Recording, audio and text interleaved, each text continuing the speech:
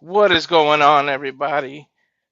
This is the Simply Reliable Studios presents GCW, Boss of All Bosses.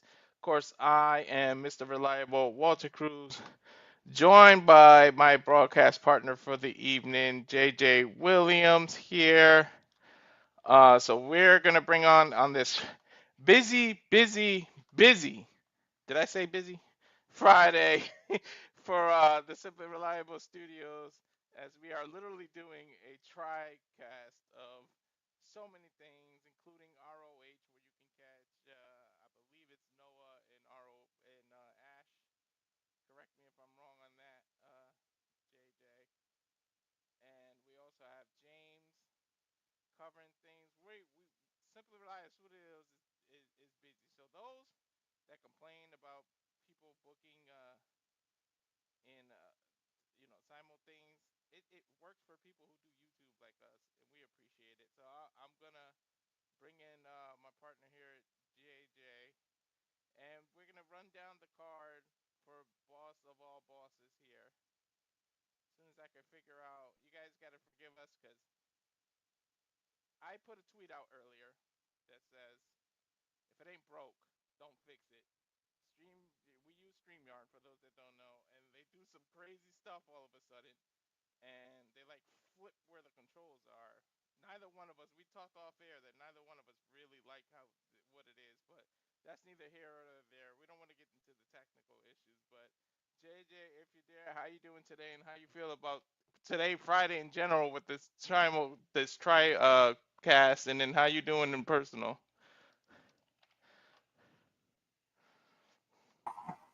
I'm doing good. I'm doing good. Sorry about that. For a split second, I couldn't hear you. So I Uh, had to get my audio adjusted. This headset is starting to mess up on me. I need a new headset. okay. But yeah, man, today very busy for us. Busy. But man, this is why we Busy do it. weekend, bro. Busy Yeah, weekend. for the love of this. So tell us how you feel about this card here. Bro, if I'm being 100 with you, this is the show I'm most looking forward to this weekend. And that is no disrespect to AEW All In. That is no disrespect to WWE Saturday Night Main Event. That's no disrespect to the women in Evolution. But ever since Joey Janela Spring Break 9 WrestleMania weekend, I have gotten so consumed, if you will, by those three letters, GCW, that there's so much going on in this show that I'm looking forward to see how it plays out, how it develops. We've got an I Quit match. We've got title matches. We've got released WWE superstars looking to prove their mettle and show people that it's not their fault. WWE just didn't know how to book them. We got a battle of the indie guys. You know, this is going to be a phenomenal show. And I'm looking forward to 90% of this card. Yep, a phenomenal show without AJ. But Right? well, you know what? We talked about some of it, so let's go ahead and oops, sorry. Let's go ahead and talk about them. This probably gonna be the main event, although I don't know if I could stomach two ultraviolet matches back to back, but we got the ultraviolet champion, Mr. Journey himself. For those that don't know, he comes out to separate ways from Journey and gets the crowd going, which I love his freaking entrance. I just don't like the thing on his forehead, as James says, the pus ball that he has. But against John Wade Murdoch. So, what's your thoughts of this and Matt and the ultraviolet rules? I don't know if you're into the hardcore as much as GCW presents it, but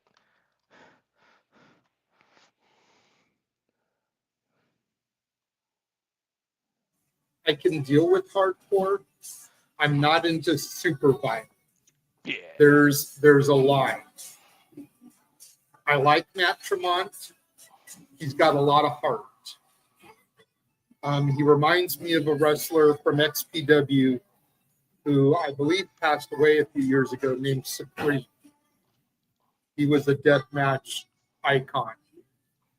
Matt Tremont very much reminds me of him. Okay. You know, it's really hard not to get behind him when he's coming out to Journey. Exactly.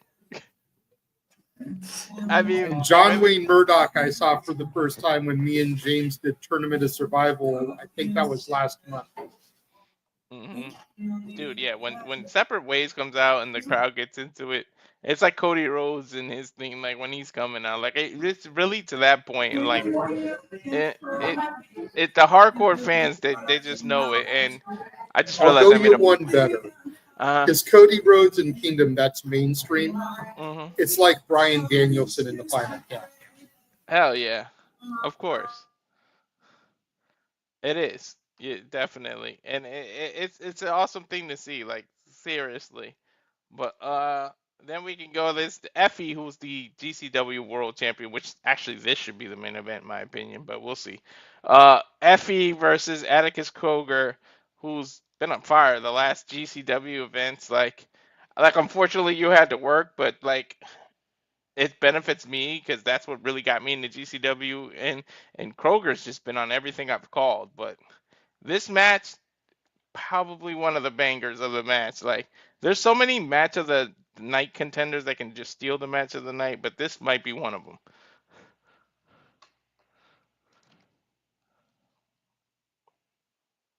And I'm scared of Kroger. I would want to meet that dude in the dark alley. Yeah, Atticus Cogar is my favorite GCW talent, at least as far as singles wrestlers goes. hmm There's just something about him and the way he tells his stories in the ring that's captivating. Every show he makes sure he releases a video promo on that, hyping it. A little 2-3 minute video, cinematic in the way it's shot. He stays on top of his game. And the fact that he was allowed to participate in the WWE ID tournament when it was first kicking off in Vegas as a GCW representative, with the stipulation that if he won his match, he'd continue in the tournament, which they used to help propel another story we'll talk about here momentarily. So he didn't win that match. But the fact that WWE allowed him in it shows they've got their eyes on Atticus Cogar. hmm I got my eyes on him too. But he is quickly one of those that's getting me into GCW. But here we got the king of the Indies versus the queen of the Indies, I guess. Matt Cardona and Shotzi Blackheart, who been going back and forth this rivalry on Twitter or X, whatever you want to call it, any social media platforms, and they finally get to go head to head, face to face, and go at it. I'm really looking forward to this one because we're gonna see who really is the person of the Indies. I don't know what you call it. I guess king slash queen, but I'm looking forward to this one.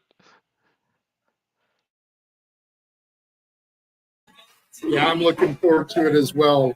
Matt Cardona has called himself the indie god ever since being released from WWE and starting to make a name on the independent. Shotzi Blackheart was like, you know what? Screw it. I'm going to piggyback on that. She's calling herself the indie god. She's doing Shot Z, True Hollywood Stories, making fun of the Zack Ryder shit. Like, I'm all in for this. Let's go. Yeah, I wonder who truly is gonna be the god or maybe even the demon of the Indies, but that'll be a fun match. Then we got this, who this is my main event. To be honest, I've been following the story. I got hooked, and this like we were talking off screen how this really hooked you, but this like KJ Orso in an I Quit match against Sam Stackhouse, who were best friends and when KJ was Fuego del Sol, then he lost a match where he had to lose his mask. Then the story just keeps going, and it's like he lost a piece of himself, but then he turned on Sammy, and KJ's saying that Sam's the one who really quit. So it leads to an I quit match. This is the most captivating story. Like the promo, like the last uh, event that James and I covered, really was like the best promo I've watched, like maybe all year. And I'm not exaggerating. Like these two, and they just let them go. They curse, they do everything. These two really go, and still Sam won't pull the trigger on hitting this man with a chair. It's just something he won't do. It's like it's almost like he wants to beat him into realizing go back to Fuego. He just wants him to wear the mask again and want things to go back to the way he was. So this He story wants is, his friend back. yeah, exactly. That's all he wants is he wants his friend back. And it's Yeah. very Luke and Vader, because in the last show, he said, I can still see you in there. You know, it's like when Luke told Vader, I sense the good in you. I sense the conflict. You know, you can't bring yourself to kill me because I'm your son. Mm-hmm. And that's why Sam can't pull the trigger, because he knows that his friend is still in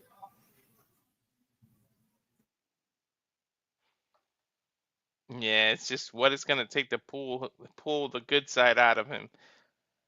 He might have to use the force in this match. See, but I can't see KJ Orso losing them. That's the thing, is he already lost his match. Hmm. If he quits in this match, what does that do to him going forward? Yeah, I agree with you. I'm seeing KJ going over, but I don't know if Sam actually utters the words "I quit." I think, like, deep down, you and me usually think alike. I really think Sam's wife is going to play a role in this match because she's been involved in every promo. She's been the one handing Sam the chair he won't pull the trigger on. Maybe even a swerve here. Like, I need a man who's willing to pull the trigger and do whatever it takes. And you keep not wanting to pull the trigger. So maybe his wife will have something to do with this match, just as a twist. Possibly. I mean, at the end of the day, this could all tie back into Atticus Cogar also. Mm-hmm. Because Atticus Cogar is the one that beat him for his mask. Mm-hmm. Fuego jumped Cogar to cost him that match at the ID tournament. You know, that's kind of how we got here. Is it all started with Atticus and Fuego. Could Vandal 48, Cogar's brother Otis, and cousin Christian Napier possibly feed into this? Hmm. That's a good call. I didn't even think about that. But moving on, you can tell that we're excited about that match. That's the longest we talked about it. But then this one, like, really, dude, Ricky Morton, who I think has wrestled in in every decade, at least 4 decades, to be honest, is the Rock and Roll Express. This dude is still going, and his partner was in the clusterfuck, so they're still going. But it's Vance Warner against one half of the Rock and Roll Express, Ricky Morton. Don't adjust your TV sets. It may not be 1990 or 1988, but yes, Ricky Morton is gonna be on your TV screen, guys. But And Mance is a crazy son of a bitch. So I'm curious what's going to go down here, because Ricky's son, Kerry, was announced to be part of the show. But he's not booked in any match. So could he play a factor in this? You know, Kerry's been a heel in the NWA. Could he end up having a babyface turn here? Could Mance beat Ricky so bad that Kerry comes out to defend his father's honor? Well, we'll have to see. That's very interesting. I can't believe this is still going, dude. You talking about nostalgia? Whoo! This dude used to wrestle. Shawn Michaels as part of the Rockers back in the day. That's crazy. I said 4 decades. Shit, it might be 5 decades. No, but I think it's four. Uh, we're gonna have to look that just when you need Stat Boy. But moving on, we're gonna hear from uh or Kerry Morton. There's it. You just mentioned it. There's his son coming up. So yeah, we don't know if we're gonna hear from him or he gets involved in this, but he's gonna have to do something. And maybe you're right that he gets involved in that match. So we'll have to see. And then this YDNP, bro, they've been going at it the last few. The GCW Tag Team Champions and against Ninja Mack and Dante Leon. I really don't know much about Ninja Mack and Dante Leon, but YDNP has really been captivating me in the last few title defenses, and they've been willing to put the title on the line in every event that James and I covered, and I'm looking forward to this one. This is the other reason why I've been so captivated by GCW is YDNP. Mm-hmm. Because they won the titles at Joey Janela's Spring Break, the first show that I saw. So I've been invested in their run from the jump. You know,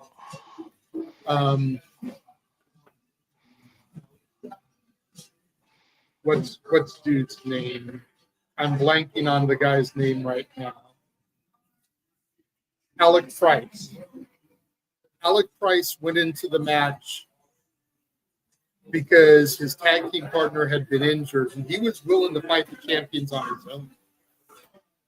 And about halfway through the match, Jordan Oliver came out as a surprise return for that show because, again, it's WrestleMania weekend. WrestleMania week, WrestleMania is all about huge surprises and returns. Jordan Oliver came back from his own injury, teamed up with Alec Price, and they beat the former champs for the titles. So this has kind of been an impromptu thing that was thrown together, but they've been killing it. Mm-hmm. And I'm looking forward to this match. I'm kind of like you. I've seen Ninja Mack, not really familiar with Dante Leon, but I'm looking forward to this match because they're one of the reasons why I follow GCW now. Over on my eBay, I found on eBay a replica of the GCW Tag Team titles. Mm. I want those because of YDNP. Nice. Great. And then, yeah, they're awesome to me. Like they've been captivating, and that's like how tag teams should be booked. I wish other people would learn from that, but I don't want to go off on a rant. So let's go on to Jonathan Gresham and Man Like Dressy, who's impressed the hell out of me. The last event James and I covered, he came out. I had no idea who this man was, and when he started to go, he really impressed me. So this is going to be a good hard hitting. We know what Gresham can do on the mat and how he takes you give him any limb and he can tear it apart. But I can't wait to see what he does against Dressy. And Dressy really impressed me the last one.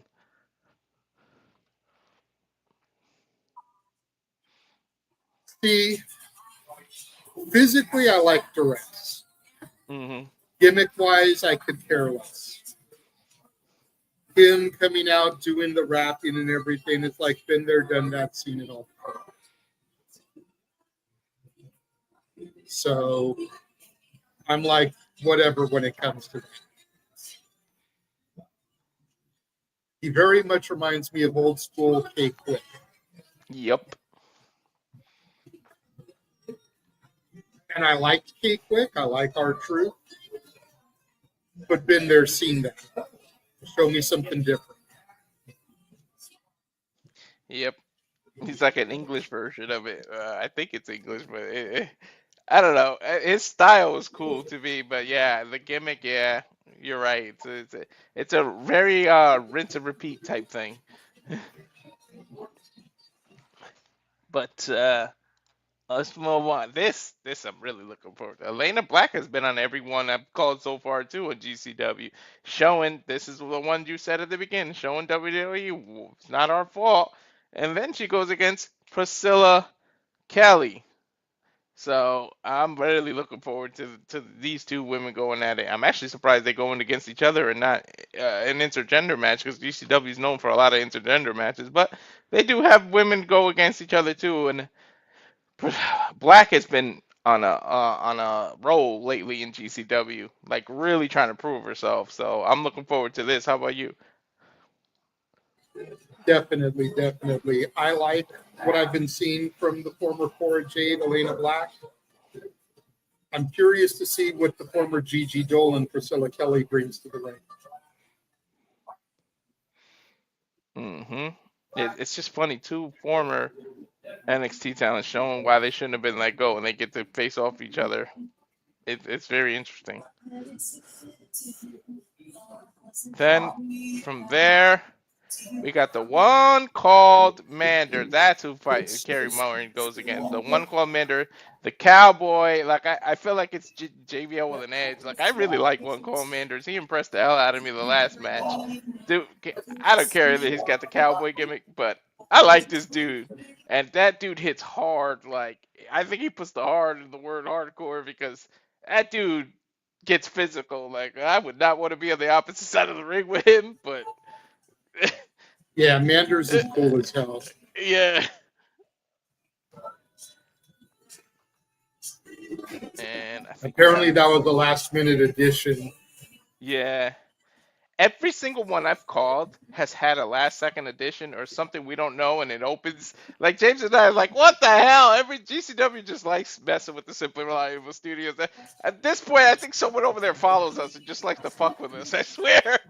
Well, for this last match, probably a good idea that I'm in Starbucks because the coffee puns are going to be aplenty. Oh yeah.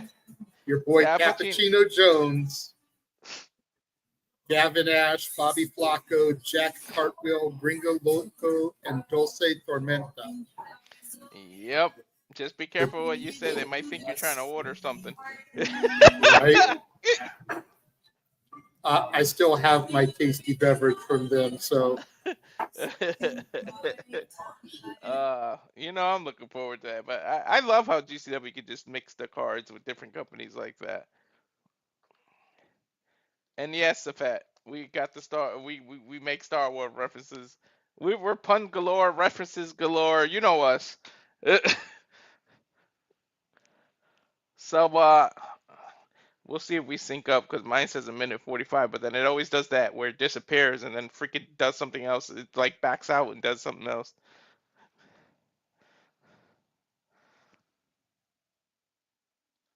Yes, the fact puns are plenty, especially when Cappuccino's there. Like to the point JJ does it too. Yeah, I love me some Cappuccino Jones, man. yeah. As soon as I saw he was having a match, I was like, "Well, it's a good thing I'm doing this show with Walter." Yeah. So we got a minute and 7 seconds on mine, but that's gonna change as soon as it blinks out. Yeah, I've got like a minute 40 something. Yeah. We'll get it synced once it actually goes live. Yeah, because it's gonna do that stupid thing where it goes to the video and then it unsyncs anyways. But yeah, what a card! Like I can't wait. Like I hope Cappuccino isn't the opening match. I don't want to get all the puns gone right Oh, at the I'm sure it beginning. will be. Yeah.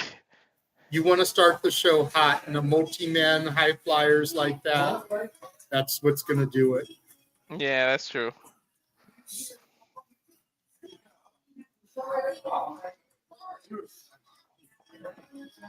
Yeah, yeah. How fitting though that you're in Starbucks and you're getting called Cappuccino Jones. Yep. Let's see what happens.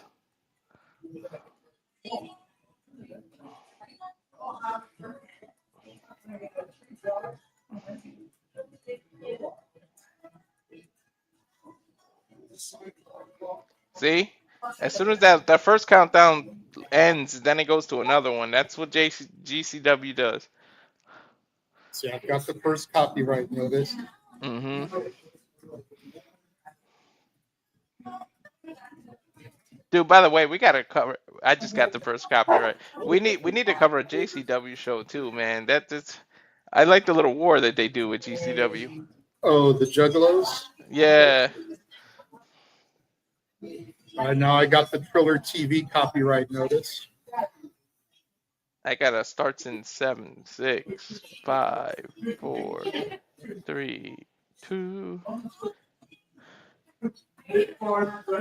There's the GCW copyright for me. Let me know when it goes to black. Black. And now, top play from Hartford, which I'm still pissed off that I didn't get to go. Sons of bitches.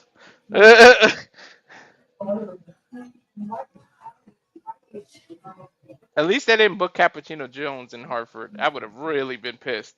Right. That would have been punishment.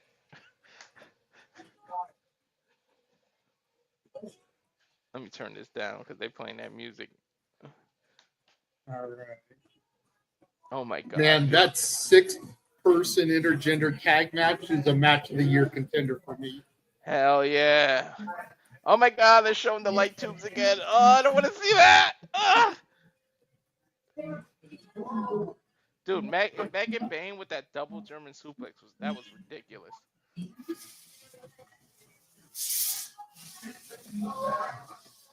Oh, not the skews, not the skews. I don't want to see that. Bro, as somebody who got hit and used to hit with the light tubes, I hate those spots now. Yeah, I hear you there. At least they do it safe. I don't mean we as in you and me, but we were stupid with those light tubes.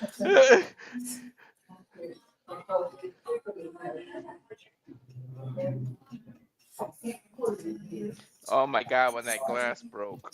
Oh no.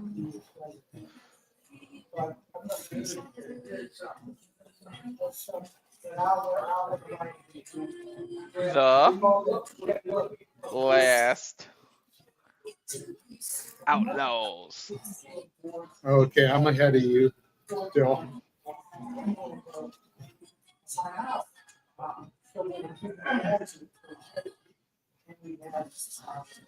Yeah. Oh my god, the flaming table. No, don't show that.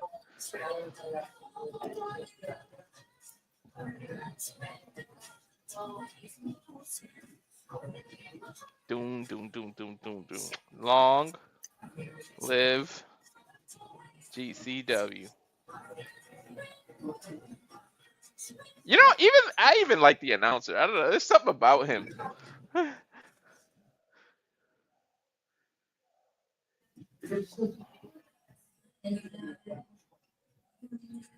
He gives off like normal dude vibes. Yeah, yeah, yeah. Like he just seems happy to be in there. Like he's Big G. Yeah, Just happy to exactly. be a part of it all. Yeah, yeah. And are we starting with something that we didn't even? Now, 6 people, it's going to be that Cappuccino Jones match.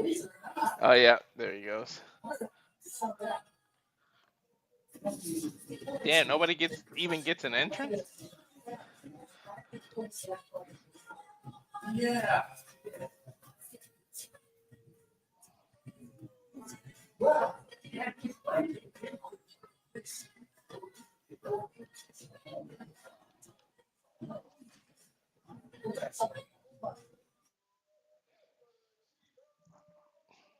There's Cappuccino Jones, our boy.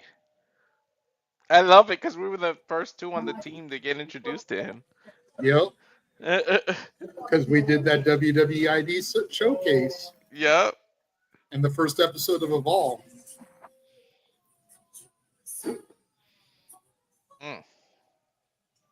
I think I found the GCW Mamacita here, JJ. So say Tormenta. There's Yeah. Jack Cartwheel. You put me on to him.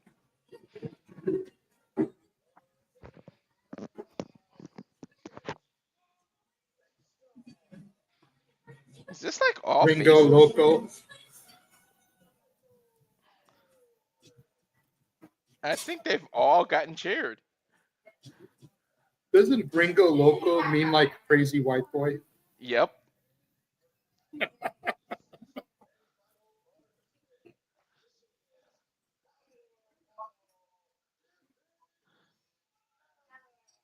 Fireball seems like he's like the 1, 2, 3 kid, like wrestling at 15 or something. That boy got a young voice. Right? Nick Wayne and shit. Mm-hmm. Here we Triple super kicks there Mm-hmm.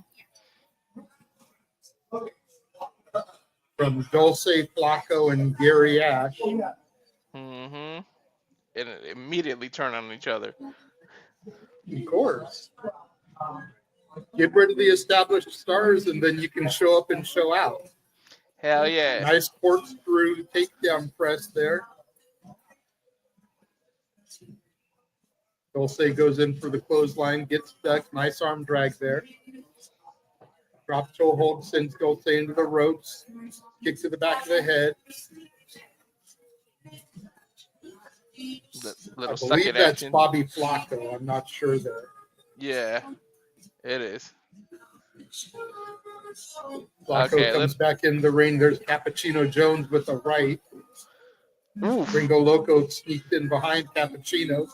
Kick to the midsection. Irish whip reverse. And Flacco means skinny, so he's like skinny, whatever his name is. Cappuccino went for a boot, but Gringo Loco put his hand up and does a little Val Venus action there. What's that? I think he's stirring the pot there. God damn it. Here we go. I think you know how we fuck with Noah with the fuck television counter. We need a pun counter now. Nice head scissor takedown there from Jack Cartwheel to Gringo Loco. Nice Frankenstein.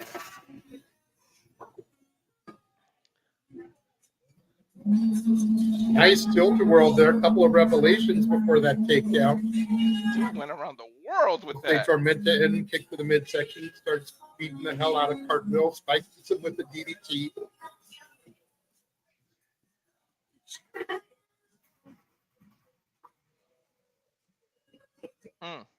Nice super kick to the gut. Beautiful camera angle, by the way.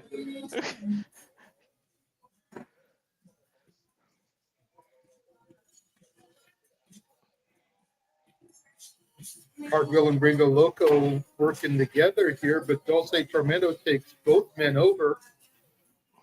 Dude, nice. She's holding Dulce her own. springboards off the ropes, takes Cartwheel over with the head scissors of her own there.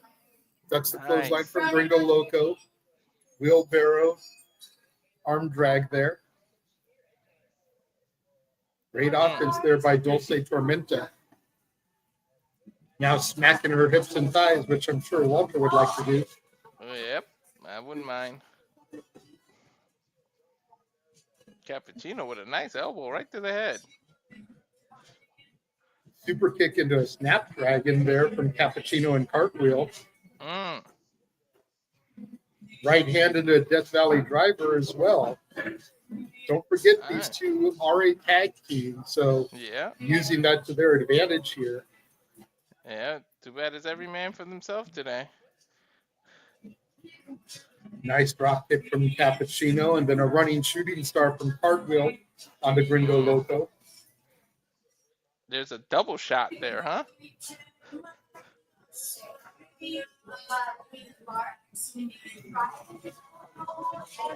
Blockbuster flatliner combination. Both men going for the pin, and Flacco breaks it up. I was wondering what happens when somebody goes for a kin, but they still work together.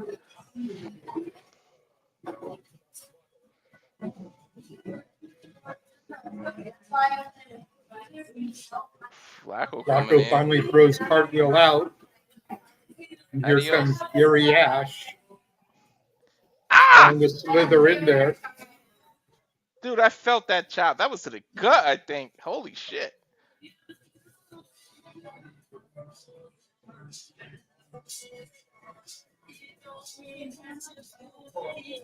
Super kick from Gary Ash. Or Gavin Ash, excuse me. Dude, he caught him in the jaw, too. It was a little bit of a hook kick at the end. Leaps off the back of Gringo Loco before doing a double leg onto Flacco there. That's a way of using your opponent. Oop, uh-oh. They ran into each other. I guess a toast. The two cups meet in the middle. Gavin Ash, nice springboard off the top rope there into a double arm drag onto Cappuccino and Cartwheel. Dude, he's showing out.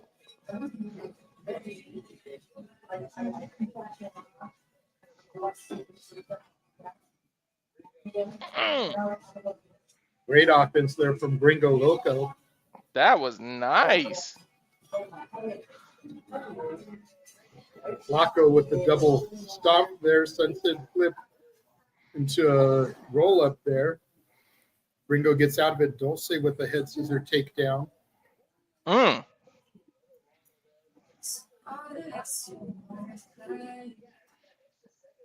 Gee, super counter on this one.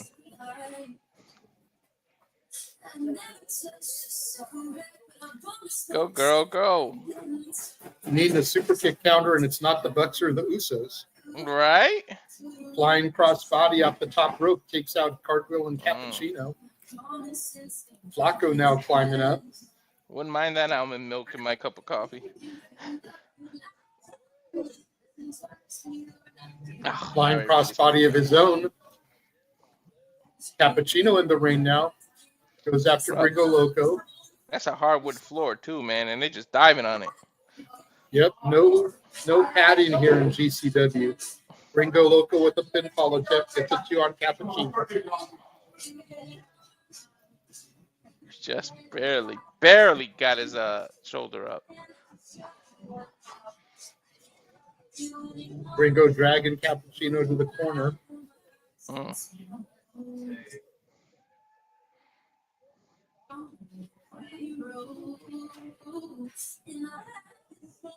I'm in a rope now. I don't know what Gringo's thinking. Trying to get the crowd into it, whatever he's going for. A little money shot action, maybe? No, split-legged moonsault. Oh, that'll spill the beans. Hooks the leg. Gets a 2 count. I like how he turned before he hit it. Yeah. Good agility by the big man.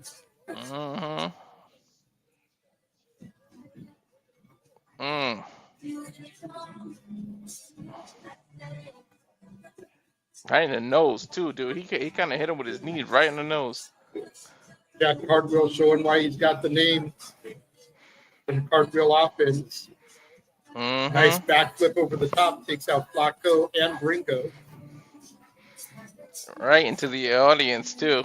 There's no barrier separating the audience. Wrestlers just go right in your lap. Mm-hmm.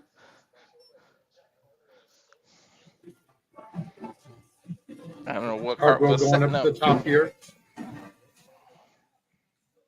Uh-oh. She's in the drop zone. Shooting star presses in stereo. Cartwheel and Gavin both get a 2 count. Oh, my God. What a view. Oh, I better make sure Alicia's not around.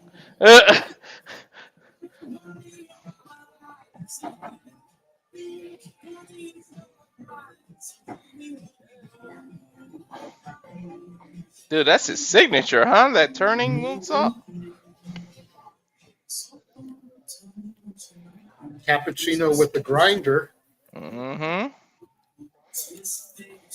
Flacco here looks like he may be going for a vertebreaker of some sort. Uh-oh. Like a vertebreaker destroyer.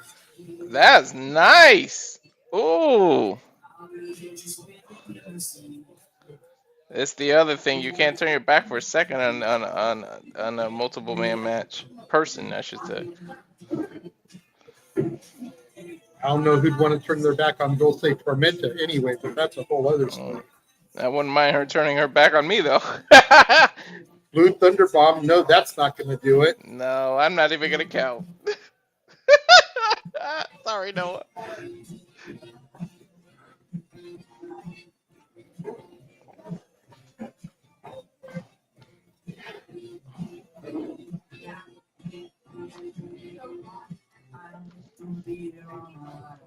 Almost a Claymore kick there from Gavin Ash. Oh my god, I love the way Cartwheel avoids offense. That backflip into the neck breaker. Mm-hmm. What's Gringo Loco doing here? He's getting underneath him.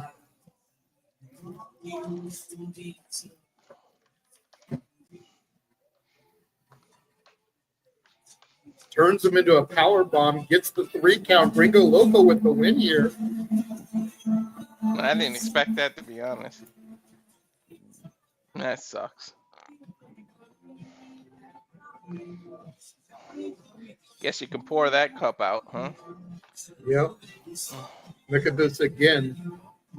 Cartwheel turns around, and then Gringo turns and drops him into a power bomb. Nice.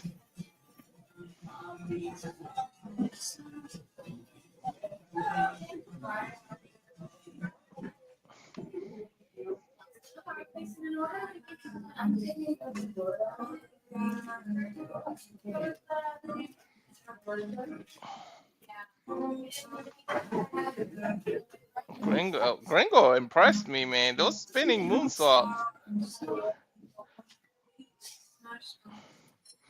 Oh, I thought we were gonna go to a replay. They went into a promo. Oh no, I hate that bull ring on the nose. I really hate it. I just want to pull that when I see a man with that. See, but this is what I'm talking about. This is one of Atticus's cinematic promos to kind of hype things up. Started out as a deleted scene from his documentary that just came out and ended up turning into a promo. He's always so good at it, man. Atticus is very, very, very captivating.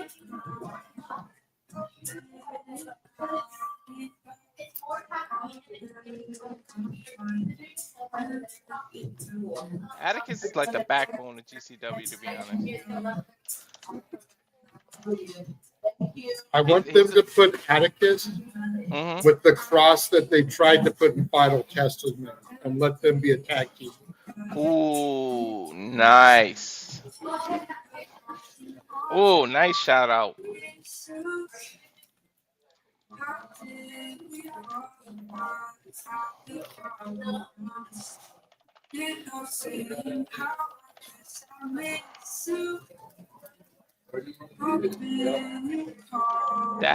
That would be a good one if they ever bring him up. Cross can get a hold of him. That would be good because they're pretty much the same person, or not person, but character. Or their goals align. It's almost like a mix of that and with a little bit of Aleister Black mixed in there.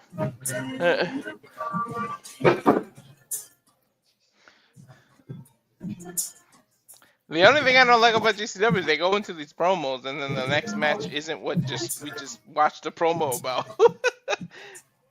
Sometimes, not all the time. Like, I feel like Atticus isn't going to be the next match, but they went into this.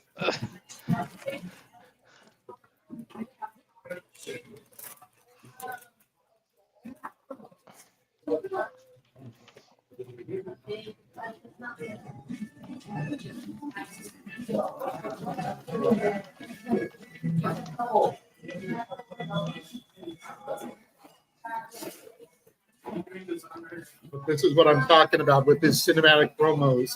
He does that ahead of every show.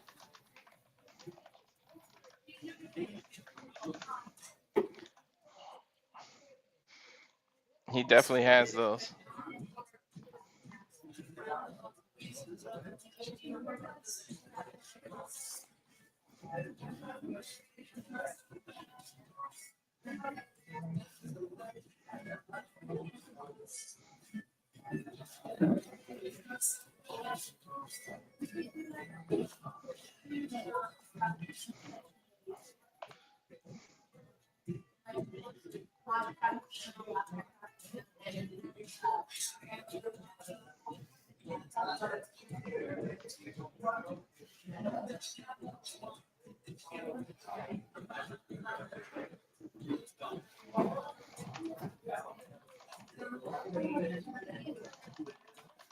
Apparently, there was a card subject to change because it's supposed to be Gresham versus DeRace, but it's going to be Joey Janela versus DeRace.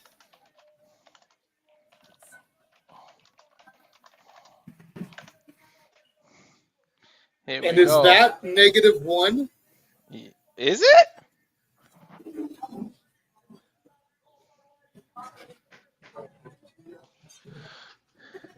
Hang on a I second. think that's -1 with him. It might be. I think my brother's knocking on the door. Hold on.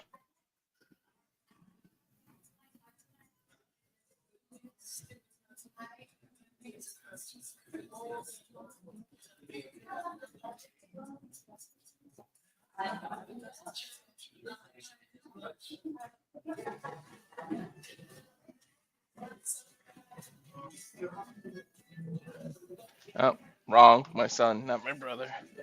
Let's not forget, -1 actually owns a victory over Joey Janela from the Clusterfuck Battle Royal. That's right. Which was the best shit ever. And -1 actually came out with the Dark Order on Ring of Honor Supercard of Honor earlier this evening. So he got from there to here to do his. Boy, got 2 pay-per-views in one day.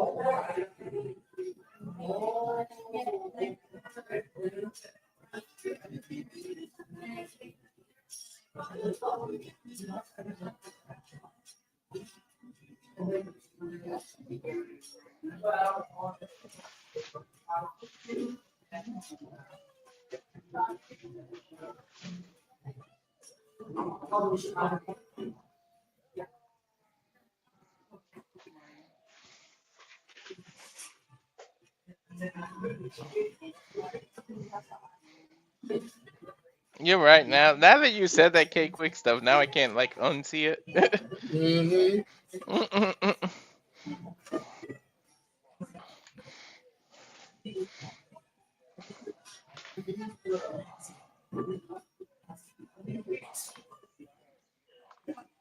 Bell sounds for this contest. Joey Janela already trying to get the crowd into it.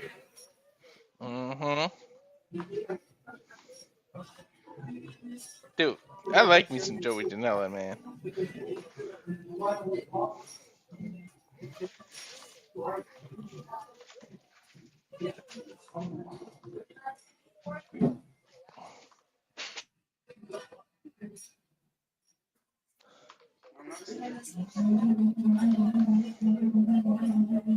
Both men starting off with some grappling here in the early goings. Shoulder tackle from DeRace. And another one to Janela. Janela off the ropes now, dropped down by DeRace. Leapfrog over Janela. Nice drop kick. Janela goes down to a knee. Right in front of -1. Yep. I still can't believe he's there. Nice slingshot German suplex from Janela.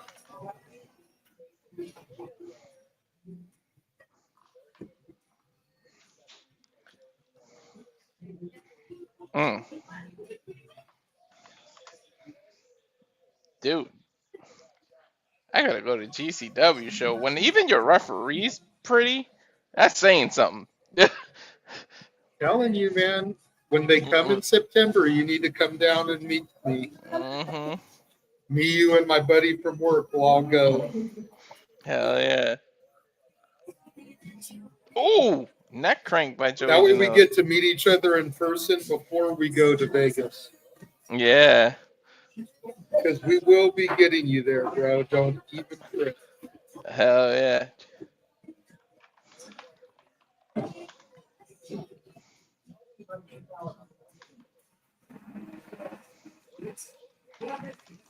An attempt there by Janela.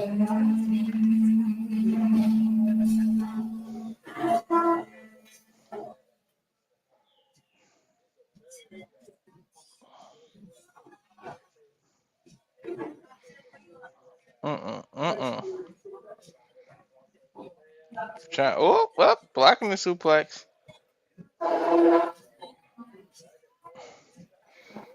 Dude, this is like a seesaw. Who's gonna be?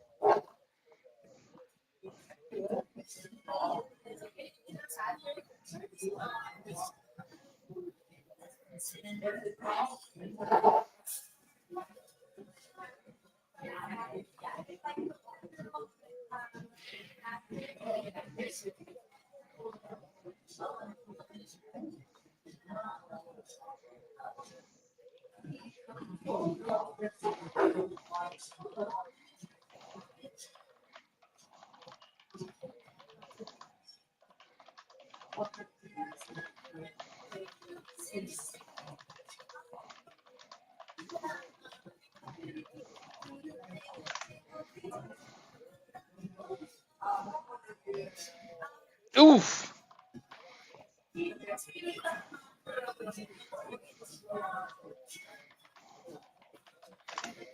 No, working on the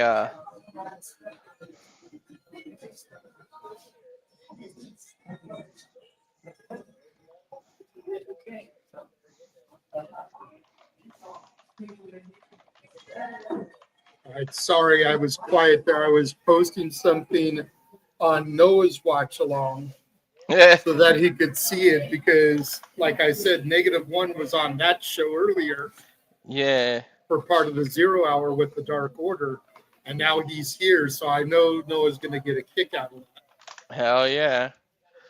DeRace throws Joey back into the ring. What we got here? Okay, -1, Irish whip DeRace, who jumped over into the crowd to do like a cannonball on Janela.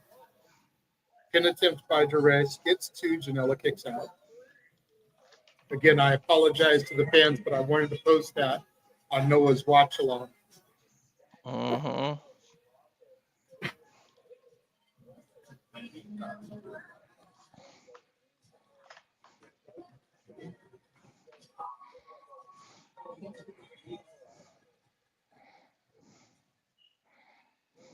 Janela into the ropes, goes for a side slam. Janela counters. So are we Both supposed men to now do? trading forearms in the center of the ring. Are we supposed to do the Tribe Called Quest thing, or just call them the rest? See,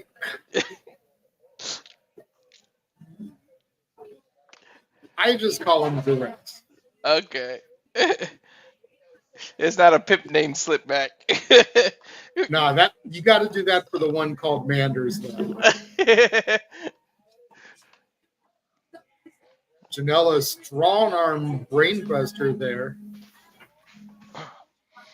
Looked like he was struggling a little bit to get the rest up.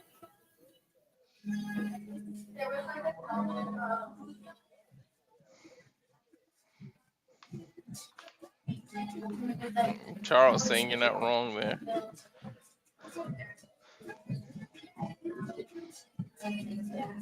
Janela on the top here.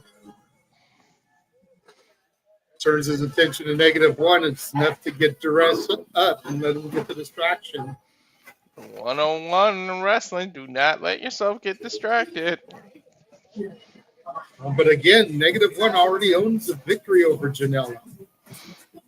And that's got to be on the back of his head too, man. Mm-hmm. The rest sets him up. Death Valley driver of sorts off the middle rope, hooks the leg of Janela, gets one, gets two, Janela kicks out.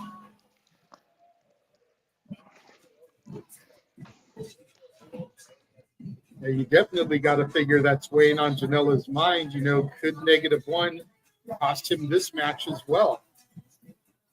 And is Megan Bain anywhere nearby? Because Megan Bain was the next to last person to be eliminated from that battle royal. -1 eliminated both Bain and Janela in that order to win the Cluster F battle royal.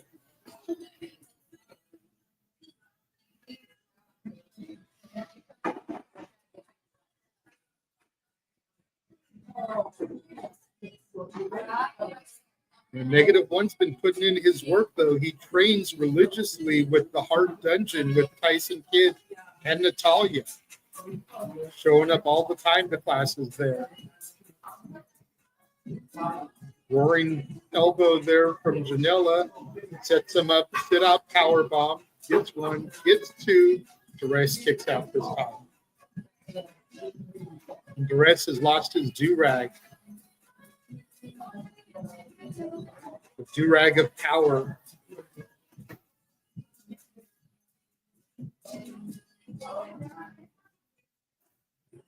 Janela now with the steel chair.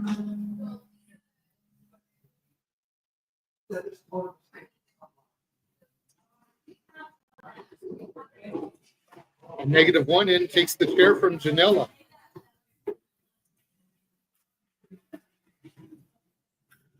Janela and -1 now locking eyes.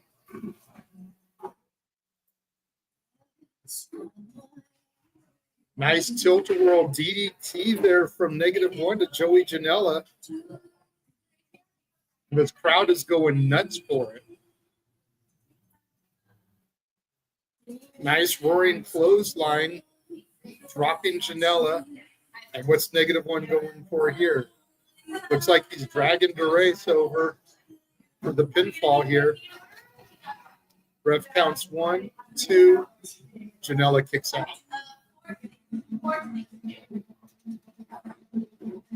-1 trying to wake Duress up.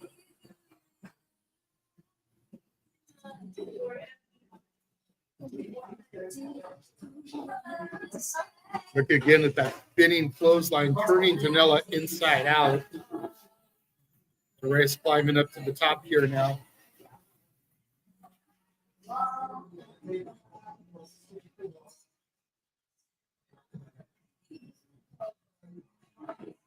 Went for something there, rolled through, almost rolled right into -1. Janela splashed to -1. Duress moved out of the way here. And Joey Janela has just knocked out -1. Duress now sends him into the ropes. Huge spinning slam here. Gets the one, gets two. Joey Janela kicks out.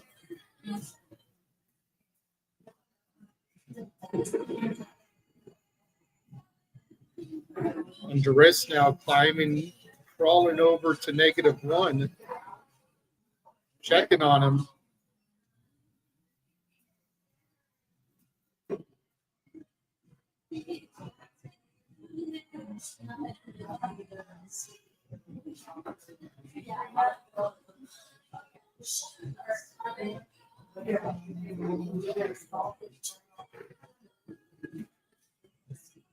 Duress is pissed now. Janela, Death Valley driver, says that's it. 1, 2. Duress kicks out. Duress not going down.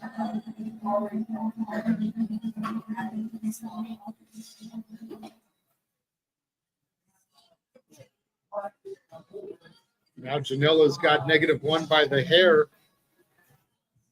Jawjacking -1.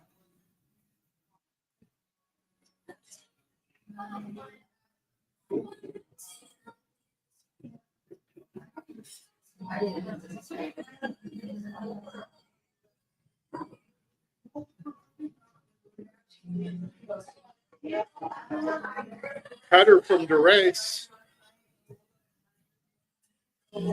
Getting -1 back up. Janela getting back to his feet. Went for the super kick on Janela, but Janela countered, got to race instead. Now a super kick from -1 to Janela. Janela lands on DeRace. DeRace rolls him up. 2 count.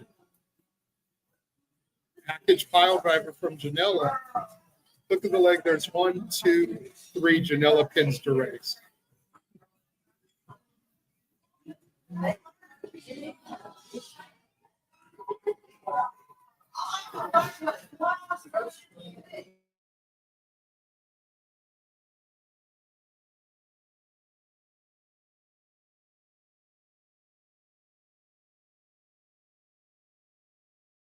Sorry about that. I had an escalated call. Did multitasking, but man, the person wouldn't be quiet. No, it's all good, man. Missed a hell of an ending there. No, I Nice was flurry watching of it though, offense but from yeah. -1. -1 caused the loss there. Why is there a big GCW like blackout covering the screen? What's going on? Somebody bleeding? No, I've got action. Oh. I just got a big GCW logo covering everything. Janela extending the hand to -1. -1 shakes it, kick to the midsection of Janela. All right, let me back it up. Destroyer from -1 to Janela. Holy shit. I love how he puts this kid over, man. See, this is why I cannot hate on Joey Janela. Mm-hmm. People try to give Janela a bad rap. Yeah. And I don't know what he may or may not have done in wrestling or in his personal life prior to me watching Spring Break 9. But ever since watching that, the match he had with Sabu, the way he put over -1 in the Cluster F Battle Royal, this year, I just can't hate Janela. And he liked a couple of my posts this week. Yeah, he knows how to put people over. You know, because I was talking about GCW and how much I was looking forward to this show, and I tagged him. He liked my post. I tagged Effy. Effy liked my post. Nice. I tagged Atticus, Otis, Cogar, and Christian Napier. Christian Napier followed me back. Nice. So it's like, you know, I'm starting to gain some traction here with some of these GCW people so that when they come to Cali, I can be like, yo, thank you. Mm-hmm. I'll be trying hardcore to get some interviews when they come out here, bro. Hell yeah, hardcore especially. Like everybody I just rattled off, I'm gonna be trying to get an interview with. Vandal 48, Atticus, Otis Cogar, and Christian Napier, Joey Janela, Effy, YDNP. Like I'm gonna be trying to get all kinds of interviews, bro. Mm-hmm. Networking. Is that the tank? Uh-huh.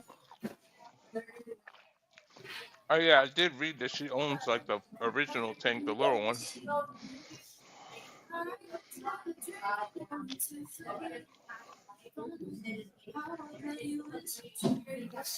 Please don't get me all hype. I love the back and forth that Cardona and Shotzi have going, bro. It's so hilarious. Because you know they're besties in real life. Oh yeah. The thing is, don't get me hyped and then this isn't the next match, because they tend to do that. This is low enough on the card that it might be next. Yeah. Shotzi has a broken arm and she's still wrestling. That's ridiculous.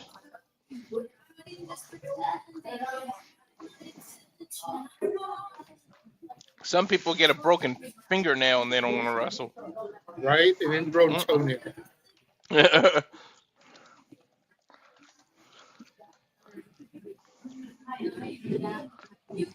I think Justin Bieber canceled a concert because he had diarrhea.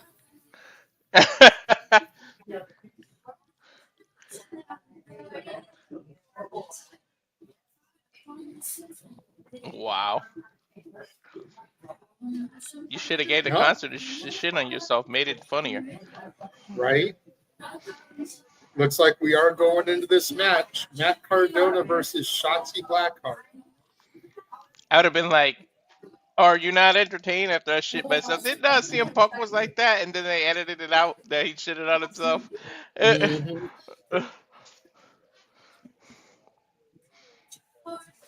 All right, let's see who's truly the god of the Indies.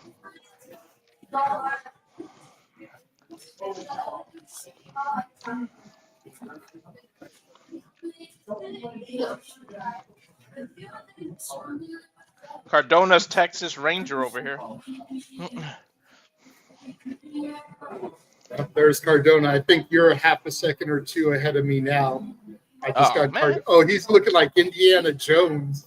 yeah, Don't forget, Cardona's a huge Disney dork. yeah. Cardona So I Jones. totally think this is supposed to be Indiana Jones here. Mm-hmm. It is. It is. You're right.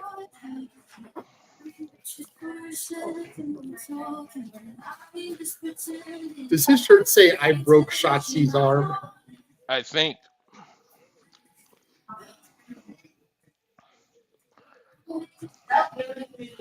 Dude, these in that fans. Yep, because his jacket says Indie God, so like Indiana Jones, Indie God. Mm-hmm. Yeah. Indiana Jones was always called Indy. Mm-hmm.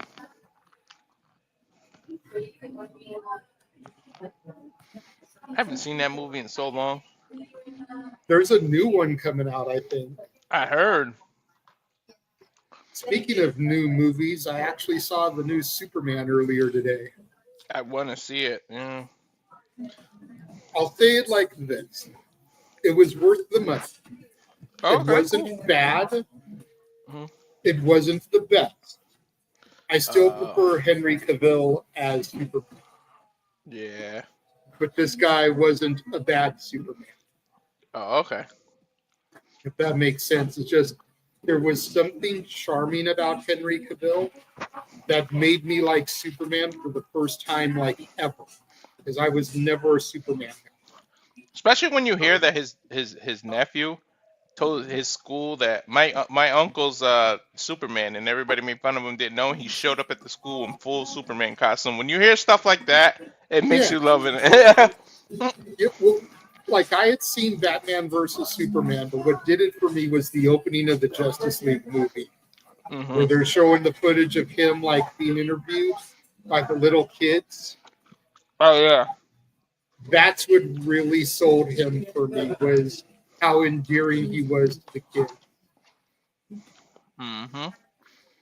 And Shotzi's got her own Indie God vest. Hell yes. Let's go. Hers has got horns. I am loving this rivalry, dude. Like, could you imagine if they beat the piss out of each other here and then form an intergender tag team? Right? And just call themselves the Indie Gods? They've already got the matching gear. Yep. We'll see if this cast comes into play. Oh, I'm sure she'll use it just like Cowboy Bob used it for all those years. Yep.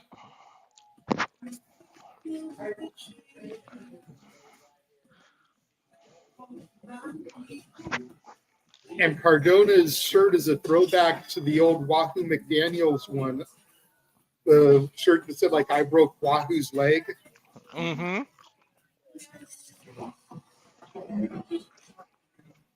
So Cardona's got one that says, I broke Shotzi's arm. Yep.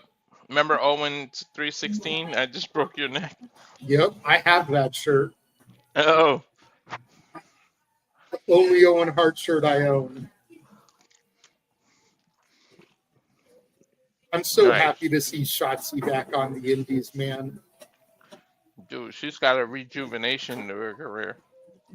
The last indie show I ever went to was October 5th, 2019.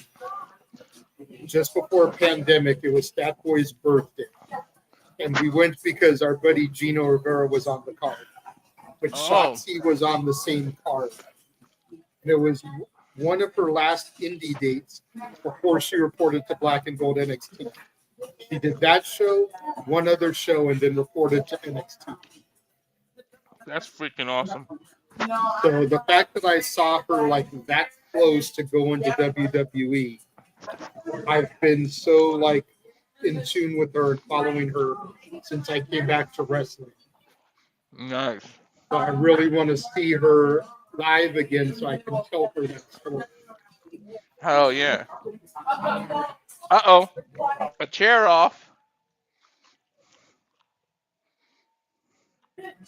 Remember, you're a little bit ahead of me. I've still got Cardona like on the turnbuckle posing. Yeah, that's what I mean by chair off. Oh, They yeah. each doing Okay, it. cheer off. I thought you said Yeah. chair, Oh, no, cheer like a off. Like steel a, chair. yeah, no. They're trying to get chair. More like a boo off, I guess. Cardona throws down Shotzi's hat. Uh-huh. I'm the indie god, me.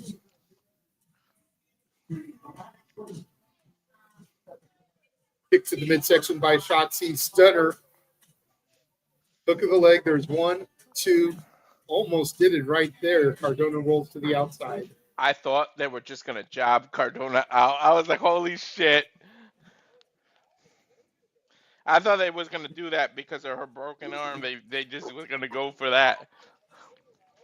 Shotzi barely gets her balance. Flying crossbody takes out Cardona outside the ring.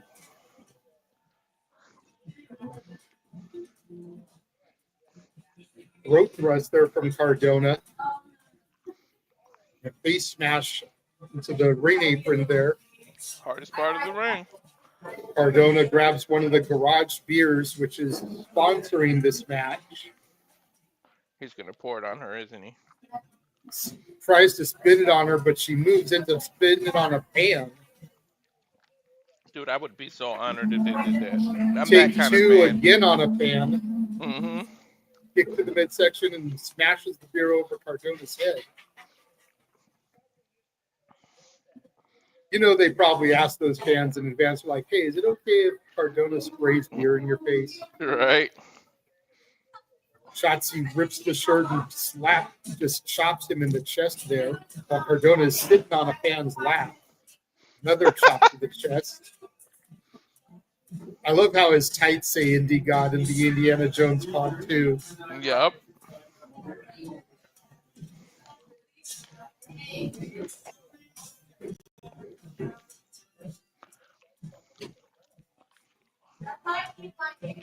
Concession box stand now. Cardona smashes her head into the concession stand.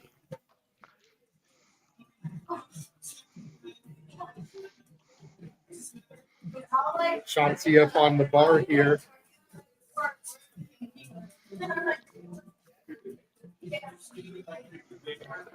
Tornado DDT off the bar. So I'm sure you can get Fireball and Honey Jack at the bar, but can you get a cold brew or a Frappuccino? Right. I mean, we had Cappuccino Jones on the show, you know. They got any kind of iced coffee there. Right. Cardona thrown back in the ring here. Shotzi going under. What is she looking for? I have no idea. Steel chair. There's a lot of stuff under the GCW ring. Oh, yeah, there is. Nice baseball slide drop kick through the ropes from Cardona, dropping Shotzi. Me and The James shirt have comes off now. Me and James have an ongoing joke with the 3 doors down because there's always some doors involved. We have the same joke, and I usually break out a 3 doors down song once we get there. Mm-hmm.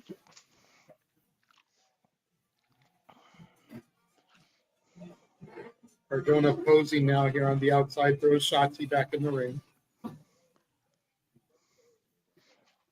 Now Cardona's got the chair. That might come back to haunt him. He keeps showboating every time he does something. Chair to the gut of Shotzi.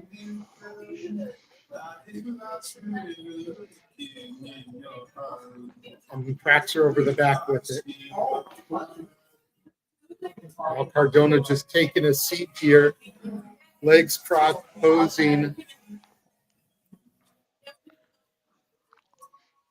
It was funny, but it was really bad. I'm telling you, man, this arrogance of Cardona is going to end up biting him in the ass.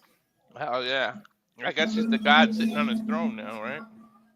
There you go. I mean, he is an indie god. Mm-hmm. Shotzi back up to her feet now, unloading some rights to the face of Cardona. Has him back in the corner. Irish whip reverse from Cardona. Shotzi in the corner now. He just crumbles like a sack of potatoes to the mat. Referee over to check on him.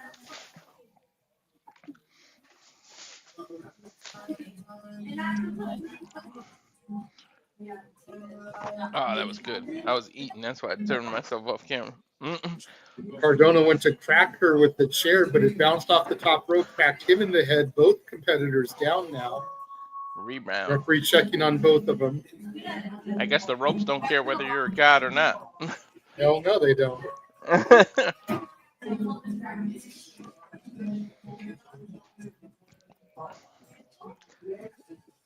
Dude, she's got some guts, some balls, whatever you want to call it for wrestling, broken arm, and then the hardcore matches.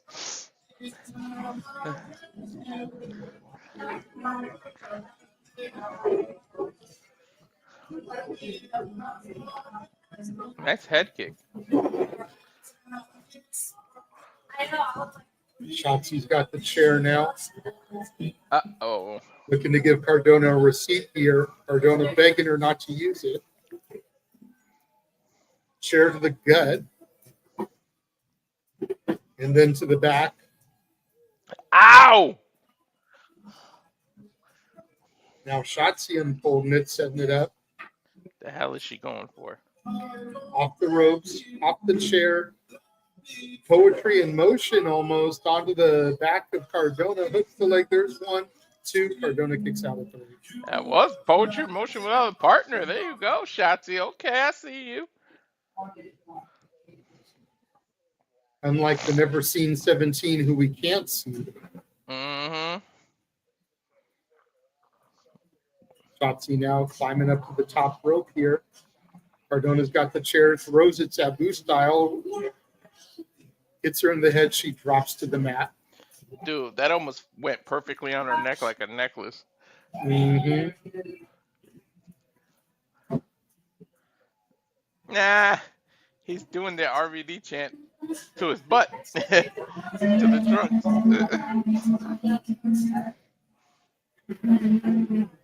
Uh-oh, another beer spot. Yep, cracking open another garage beer.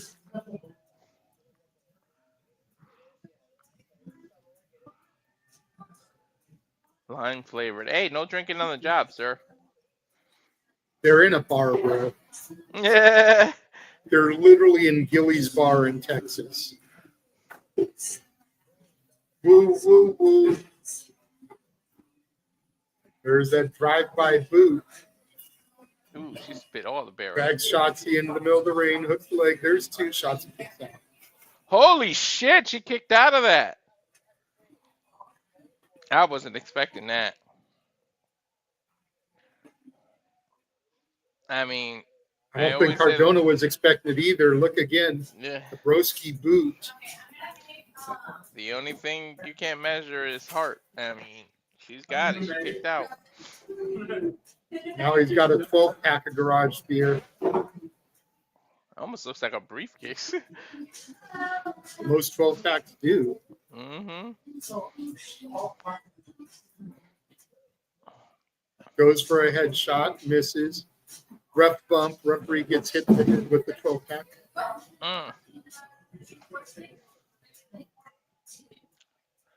Oh my God, Shotzi used the wife's move. What a low blow there. Shotzi used Cardona's wife's finisher.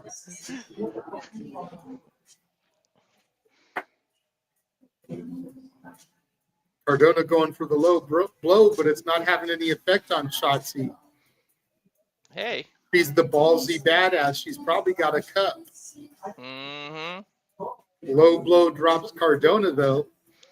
One low blow deserves another. Spike DDT onto the chair. Referee starting to stir now. Shotzi waking him up. Hooks Should the have poured a leg. beer on him. 1, Okay. 2. Wait, someone's Mance Warner.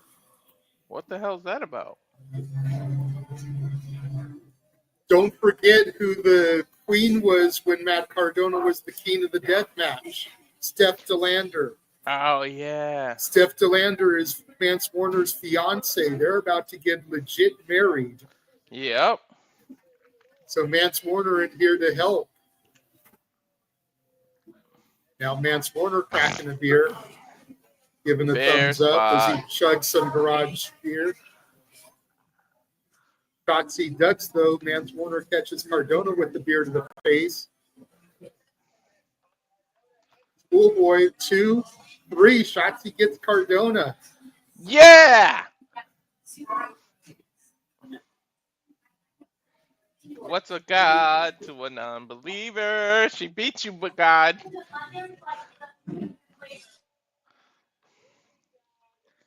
I wonder what his excuse will be. You know they're going to build this up to something here. Shotzi's gonna need a Got to partner. do a rematch. Maybe SummerSlam weekend or GCW Homecoming in August.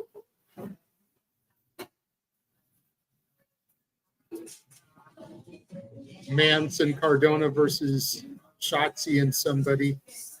Oh, now they're looking to do her other arm. Look. It's Ricky Ooh. Morton. Oh my God! Don't forget, Ricky's going to be fighting Mance. Yeah, they knew he'd take so long to get to the ring that they said, "Hey, do this spot here, so you're already there." Ricky Morton come to Shotzi's aid.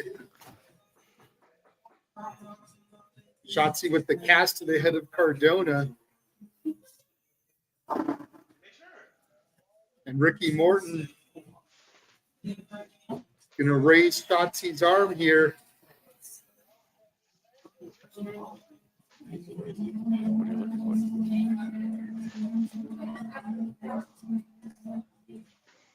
Shotzi leaves chasing Cardona. I think we're going to go right into Ricky Morton and Mance Warner now. I mean, it's smart when somebody takes so long to get into the ring. Leave Ricky alone. Like I mean, Iron Sheik is still walking his way to the ring for WrestleMania 17 gimmick battle royal. Damn it.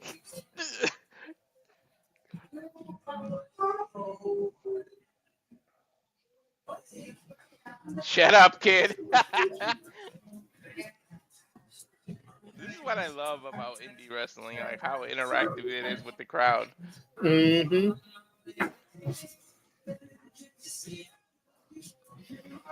And I don't know if the young audience realizes, man, just how lucky they are to be able to see a legend. Oh, I'm sure they do. There's the people in a GCW crowd maybe a little bit younger than you and I, but not by much. Yeah. They're people that have done their homework. You don't have people that are like C Nation fans. Yeah. Is that Kerry Morton coming behind? It is. There's Kerry. It is. Kerry in the ring with his dad now, but he doesn't see that his son is in there. Kerry Morton spins his dad around, goes for the clothesline, and now Ricky giving his son a little bit of punishment. Mance Warner in now. Mance Warner and Ricky Morton finally starting their match. Kerry Morton in there looks like he's an associate of Mance Warner. Mm-hmm. Are they going to turn this into an impromptu tag? There's Manders. The one called Manders. Dude, GCW is the epitome of card subject to change, I swear to God. It's going to turn into a tag team. I see it now. Yep, where's Teddy Long when we need him? Holla, holla, player. Right. Bell sounds that this is officially a tag team match now, so we'll take the graphic down. Damn GCW. I needed to pee too. A Liaki, man. Right? Ricky Morton does a dive over the top rope there, though. Takes out Mance and Kerry on the outside. The one called Manders is no Robert Gibson, but I guess it'll work. Mm-hmm. Kerry Morton stealing himself a swig of beer. I wonder if he's old enough. Right? He gotta be with his dad's age. The one called Manders chopping Kerry Morton now. Mance Warner with an elbow to the one called Manders. Manders now lighting up Kerry. Ricky with Mance.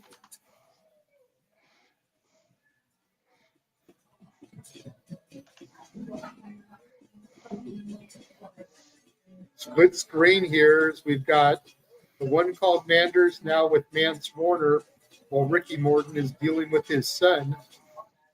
I'll go back to one screen.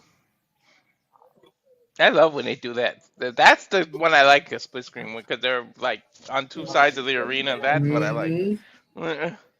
Kerry Morton now raking the back of the one called Manders. Manders dishing out some brutality on Kerry, goes right back to Mance Warner.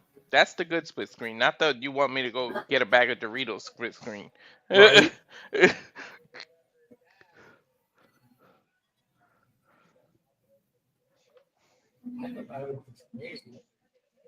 I know at one point Kerry Morton was a champion in the National Wrestling Alliance. I don't know if he still holds that championship or not.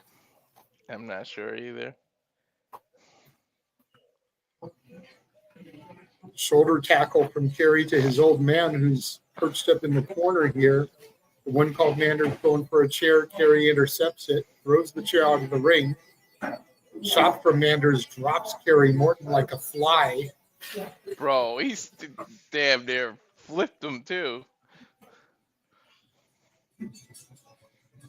One called Manders setting up the chair now. Calling for a clothesline, I believe. Oh my god, look at his face. He looks scared to turn around. Mance Warner cracks the one called Manders with another chair.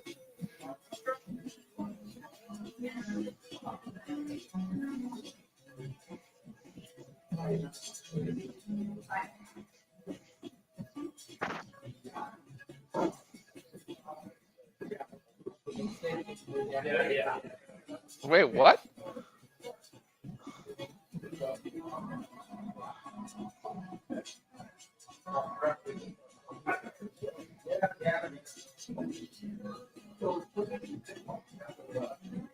Why did he toss him into his boot? Mm-hmm. The hell's this?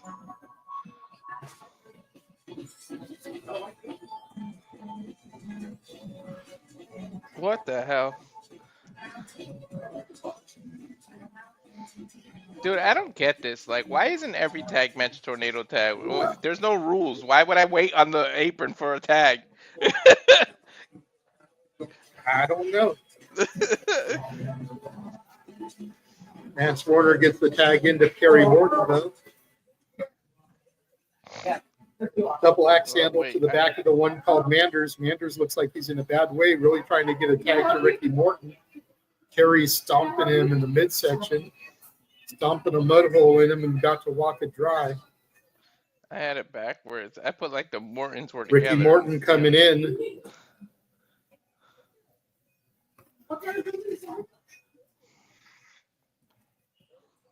Referee reprimanding Ricky Morton while Mance Warner gets the better of Manders. Mance gets back to his corner before the ref can see it. Not that it even matters if he saw it. He can't do anything.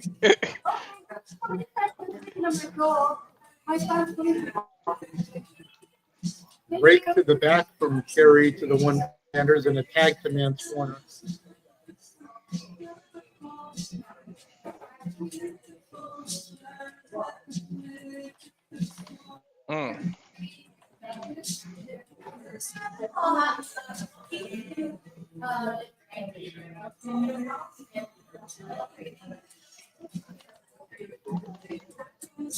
Elbow smash from Mance Warner rocks the one called Manders, and some shoulder thrusts in the corner here. Ricky Morton coming in again, trying to help his partner. The referee chastising him. There was no legal tag. Morton, Meanwhile, Manders, double team here from Mance and Kerry. Warner, Morton, Manders. They trying to tongue tie us.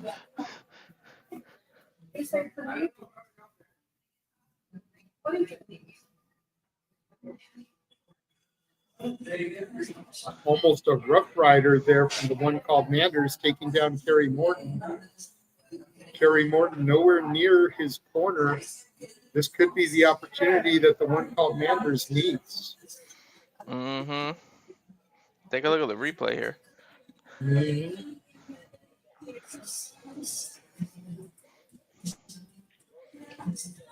He almost did like a Rough Rider without the leg part. That's what I said. Yeah.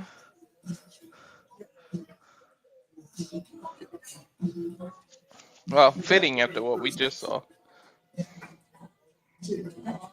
Ricky Morton trying to come in again. No tag. But we do get a tag from Mance and Kerry.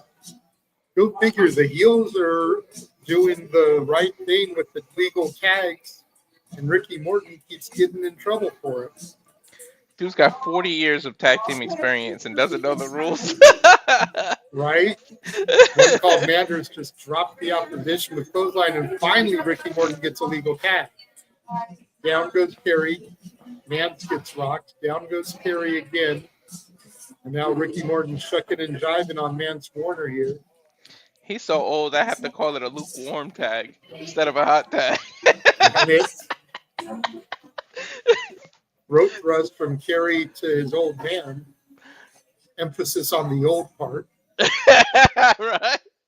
Manders bringing a door in. This is the first of the doors tonight. I believe Manders was on the House of Glory show that James and Ryan are calling also. Oh, really? Oh. I believe it was him and his partner Shire, the Cowboy Way, getting a tag title shot against the main event for the House of Glory tag titles.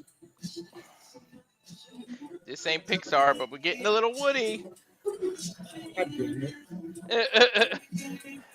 One called Manders just put Mance Warner through the table. Mm-hmm. Kerry Morton just dropped Manders.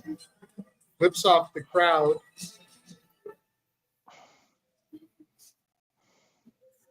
Goes after his old man. Kick to the midsection from father to son. Destroyer from Ricky Morton to his son Kerry. Pin attempt. Gets two. Broken up. Did it? Was it broken up or did he get him? I think he might have gotten him. Oh, I guess he did. It looked like Manders broke it up, which I was questioning, but no, the referee says it was 3. Raises the hands of the victors. That's weird because it really looked like they botched it. Look at this again, that Canadian destroyer from Ricky Morton to his son. Now both of them kind of strutting in the ring there. The flare strut, huh?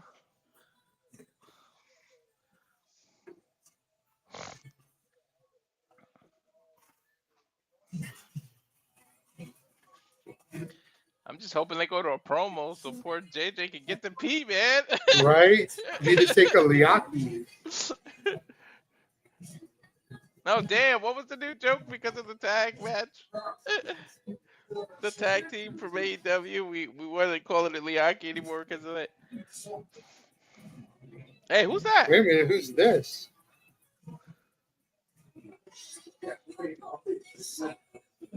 Is that?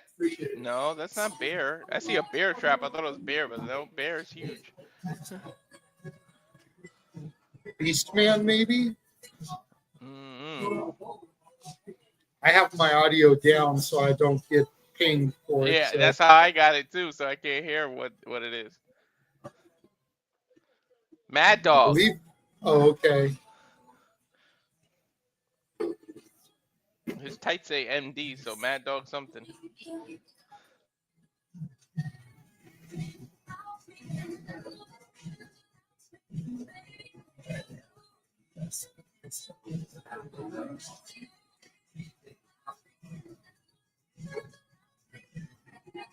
All right, promo time.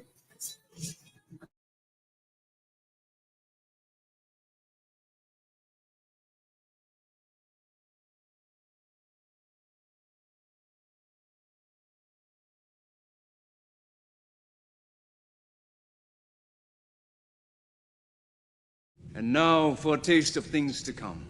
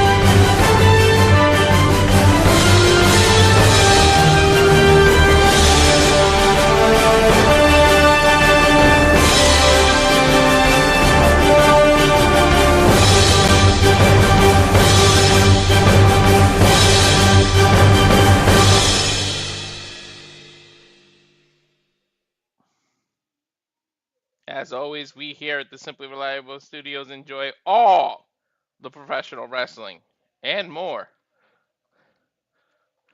That was the quickest Liaki ever. Was somebody there? Dude, I ran. Especially seeing the promo video they're showing. Like, if they're going to the I Quit match next, I don't want to miss any. Yeah, I don't want to miss any second of it. They're definitely going into it. Dude, the video packages between these two are the best. Like, this has got to be one of the best rivalries of the year. Like, any company. I don't care what company you throw at me. Yeah.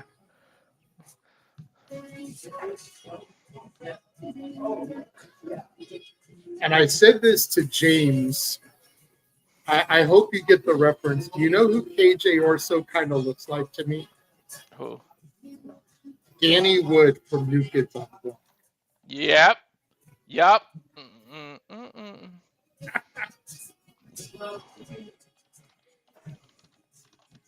He sure the hell does.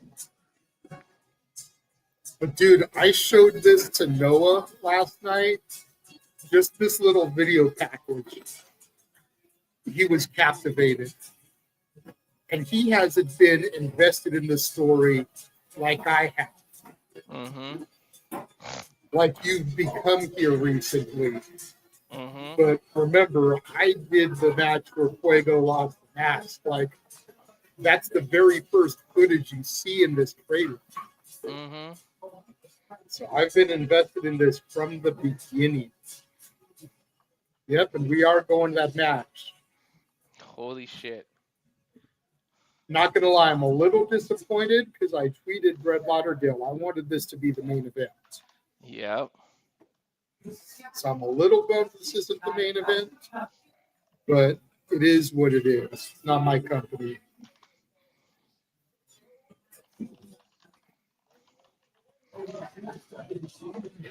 Sam I am built like a Stackhouse against KJ Orso. Yep. I always like the entrance of how GCW is too, like where the wrestlers come out of. Bro, that audience member looks like he should be in the damn ring. You see that guy? KJ Orso coming out first, so you know he's probably going to get on the microphone and talk some shit.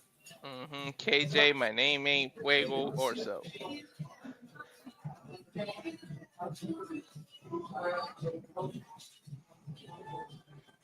I think he had trunks last time that said, my name isn't Fuego or something on the back. Fuego is dead.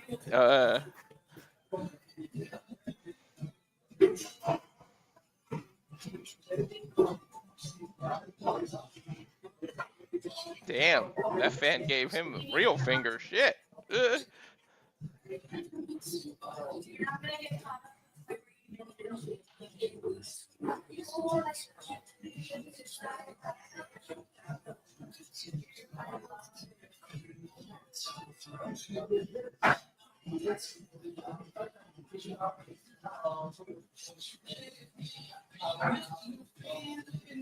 I can't wait for this shit, dude. I cannot wait.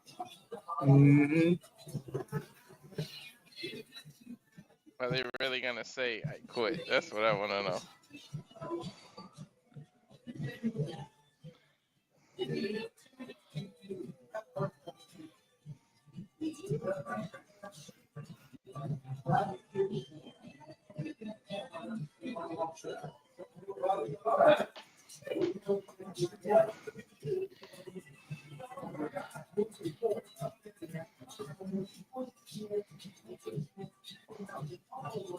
That fan right there with the army pants looks like he belongs in the damn ring. Right?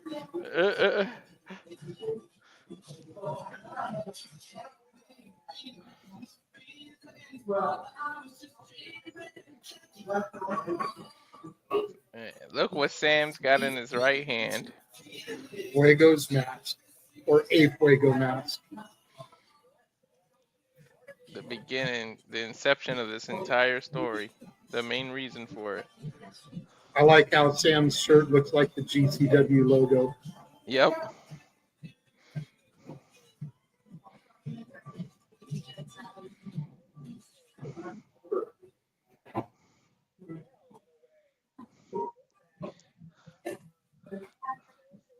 I wonder if KJ would try to trick him and say and be like, I'll quit. If you quit, I'll wear the mask or something and like wear on his emotions or something. You know what I mean? Mm-hmm. That would be interesting.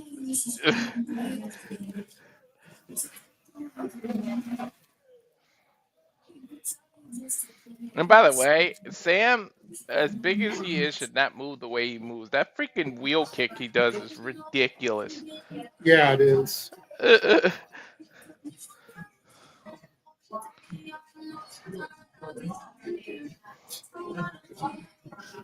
Oh, look at that. Sam asked for a mic.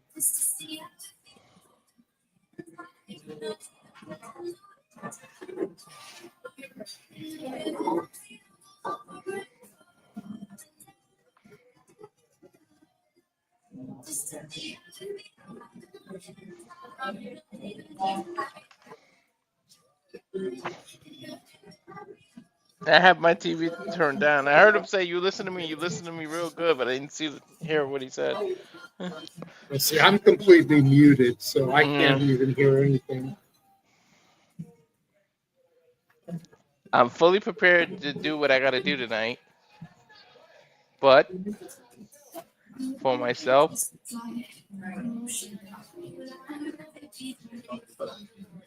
I don't know if I could do one more thing. I got to give you one more chance. He's giving him another chance. What do you need from me? He's asking KJ.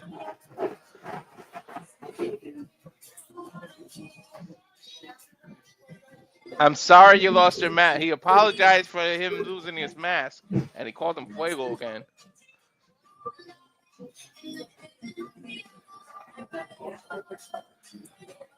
Are you sorry for what you did, or do I have to make you sorry? Damn!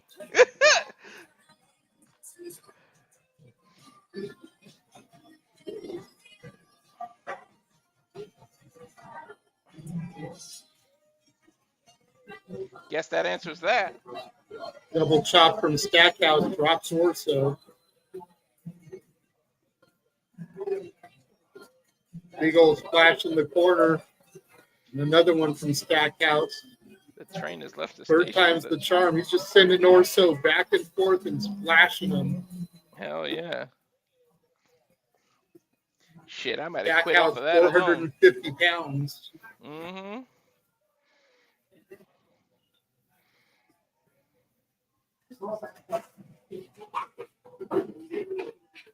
That double chop up and down.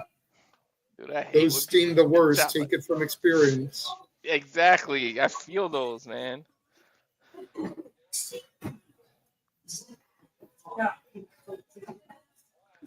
He asked him if he quit. He said, "Is that all you got, Sam?"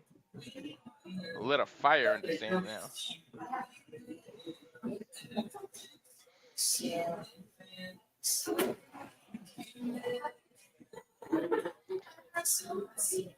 Sam, I am. Let's go. Ooh, that's unique.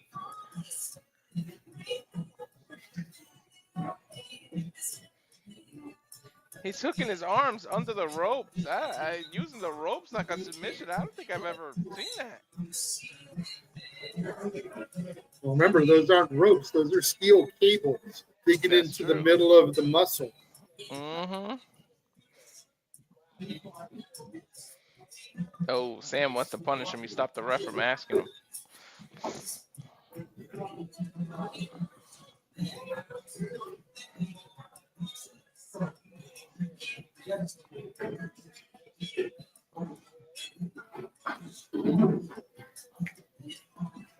Orso moves out of the way this time when Stackhouse goes for the double chop.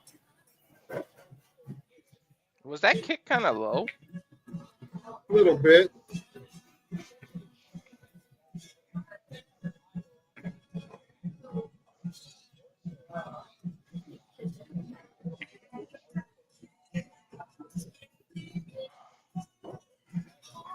Orso goes for a double axe handle. Sam Stackhouse catches him, throws him in the roof. There's a spinning wheel kick.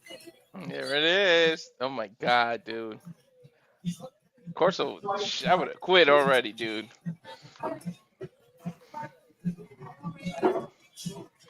And that's why I didn't make it big in the industry. Woo-wee.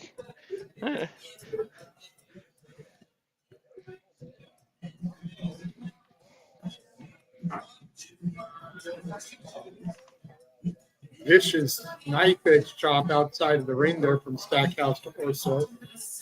Dude, Orso's head is literally in some fan's lap. And the fan holds him! I fucking love GCW, dude.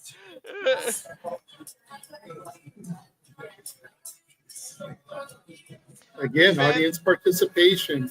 Hell yeah, the fan literally gave him a free shot at him.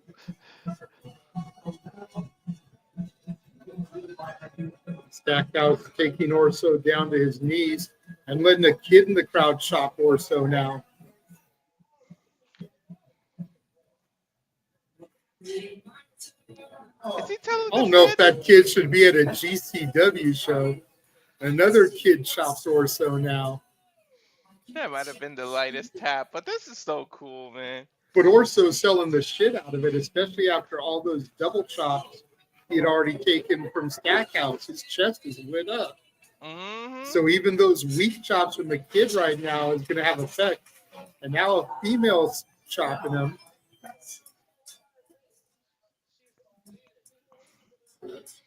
Another knife edge chop from Stackhouse to Orso. All the fans are so happy, man.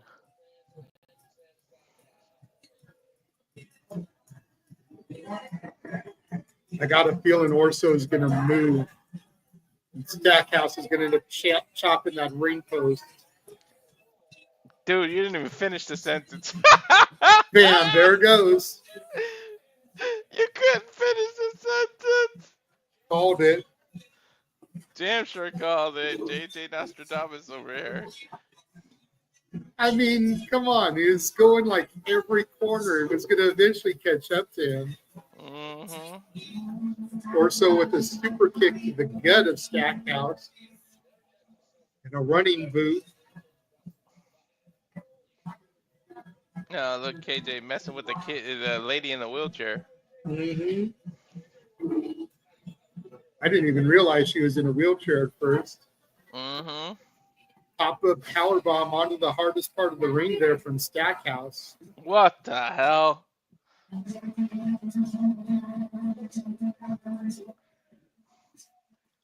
Nope, not yet, Charles. And the fans are training. Fuck them up. Sam, fuck them up.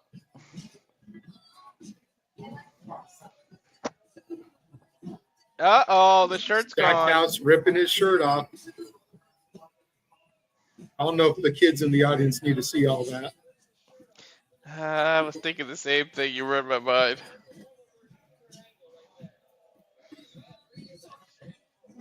Stackhouse looked like he was going for a suicide dive, but Orso caught him with a chain of some sort.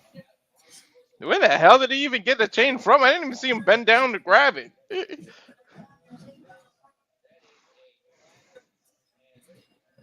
He's wrapping the chain around the post, I think.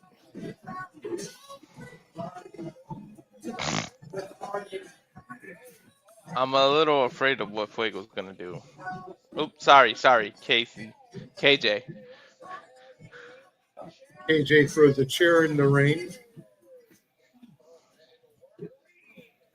Stackhouse is busted open now. What the hell busted him open? The post? Oh, the chain, duh. The chain, yeah. You can see the. Oh my God! That's a towing chain. Look at the hook on the end of it. It's got blood all over it.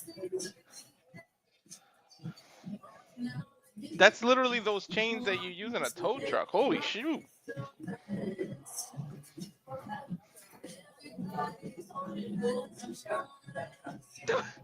I just saw the cowbell.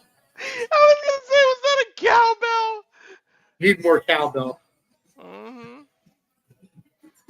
God, the 90s WWF used to. Hey, and we're in Texas, so you know. Mm-hmm.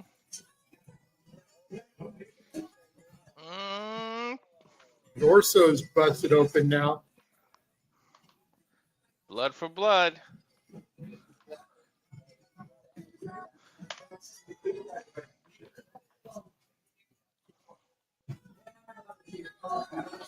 Blood in, blood out. Hell yeah.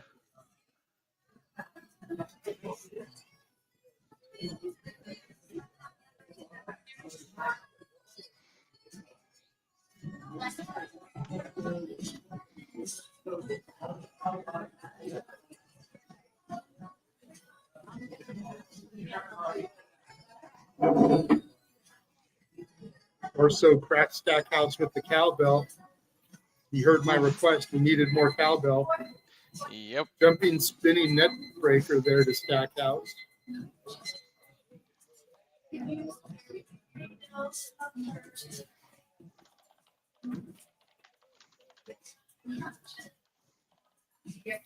Stackhouse doesn't quit.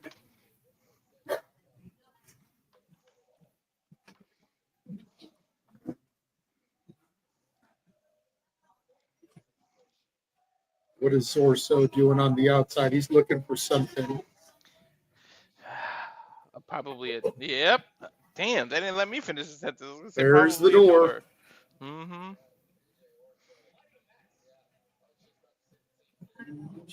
Dude, why is he staring at the door like that? Uh-oh. Gonna get a door bridge table? That's what I'm thinking.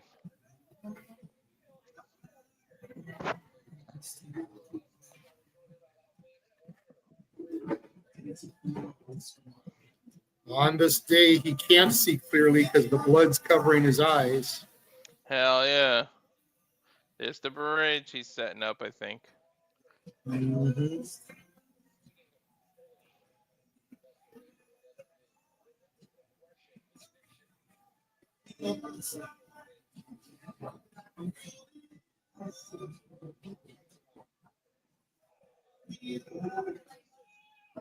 Ooh. Bloody hell, this headbutt. I swear somebody in GCW has parents that own a hardware store. That own what? A hardware store. Yeah, right?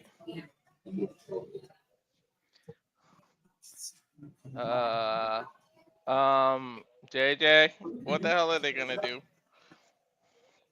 I'm gonna guess a Samoan drop or something. or a sunset flip power bomb. Can he flip him? He's just got to flip over him.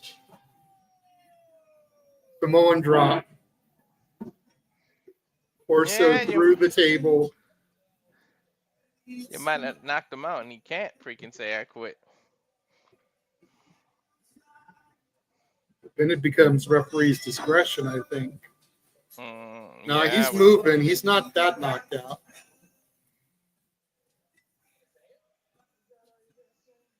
Referee asking if he's gonna quit. He keeps saying, "Is that all you got, Sam?"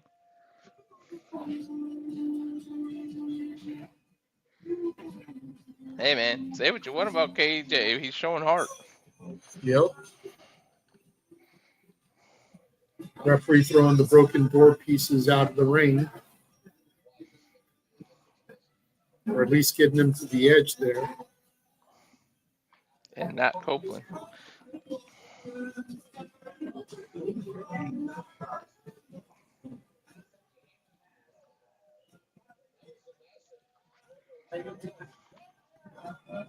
Oh God, GCW and thumbtacks. No, please, no. No thumbtacks, please. They're already busted open, both of them. I think Stackhouse is going to look to do his sit-out pile driver. Oh, yeah.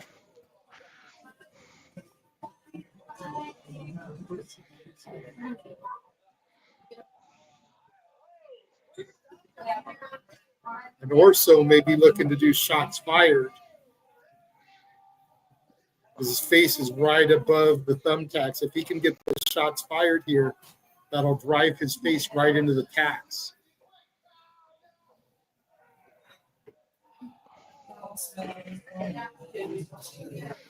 Oh my God, GCW.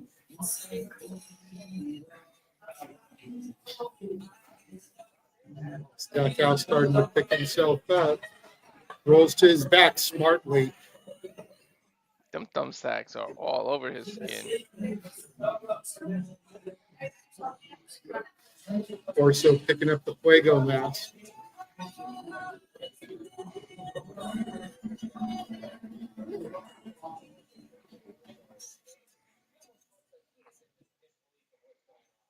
Oh my God, I can't believe he didn't quit after getting his face rubbed into some thumbtacks.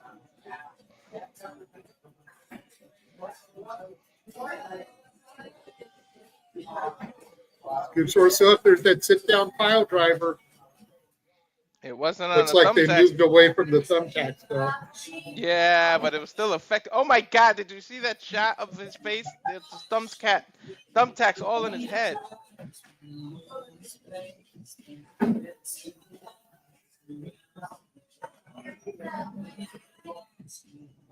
What the hell is Stackhouse thinking right now?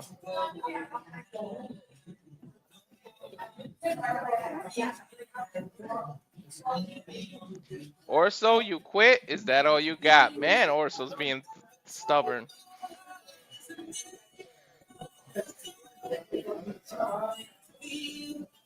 Hey JJ, look what he's got. He hasn't been able to pull the trigger and hitting him with a chair, and look what he's got. He's got the steel chair in hand. What will he do it this time?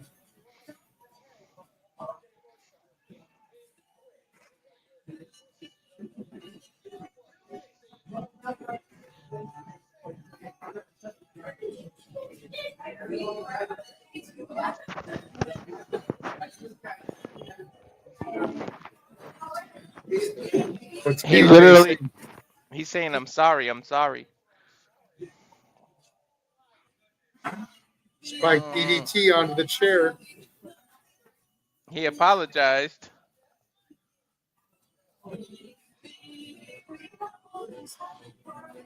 I think he threw a bunch of thumbtacks at his face. I think that's what he did. There it is, JJ, 3 doors down. Well, they haven't broken this one yet, so it's not exactly down, but.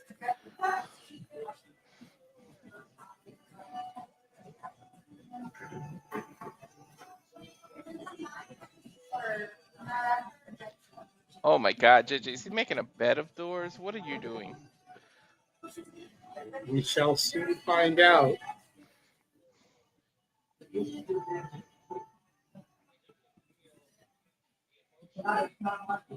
He's got 2 doors set up in the ring. Another chair.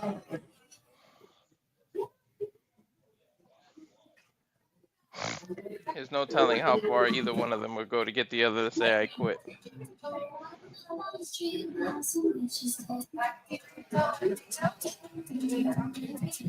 Stackhouse setting up his own chair now.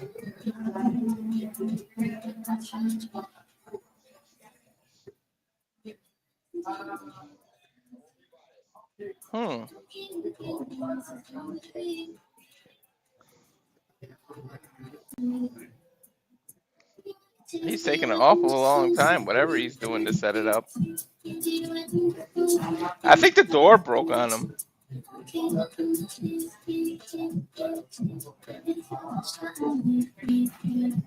Unless that was a piece of the old door from the No, it was a piece of the old door. Yeah.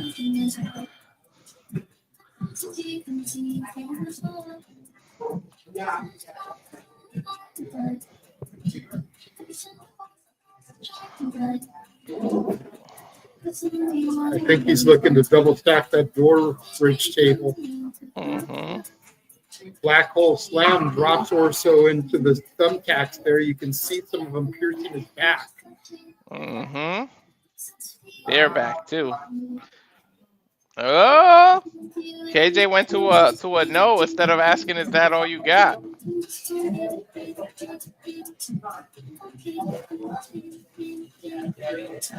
Uh-oh.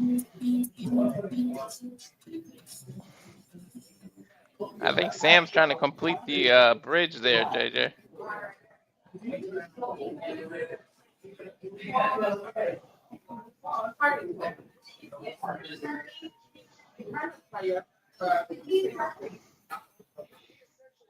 We're feeling woody again. Mm-hmm. It's literally a bed. Oh my God. Big enough for Stackhouse. Hell yeah. Oh my God. I shudder to think what he's thinking. Oh.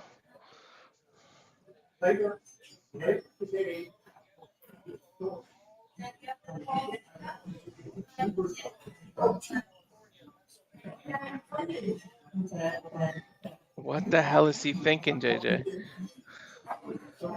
Moonsault? Oh, please don't tell me that's gonna moonsault on him.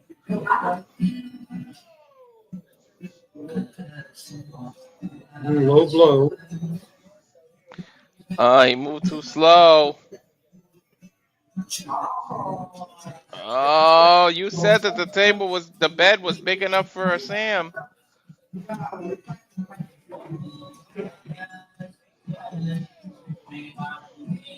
Sunset flip. Canadian Destroyer off the top rope through the table. He put the big Sam through the doors with a Canadian Destroyer. Holy shit. That's a big dude. Down. Look again. First, I thought it was going to be a sunset flip powerbomb, a code red, but no, that was a Destroyer. He pile drove him. Shit. Those tables are destroyed. Oh my God, how did he not quit?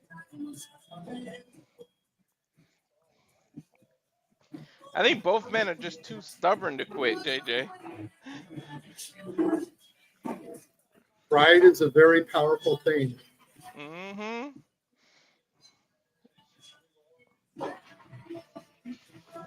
Oh my God, what the hell's it gonna take?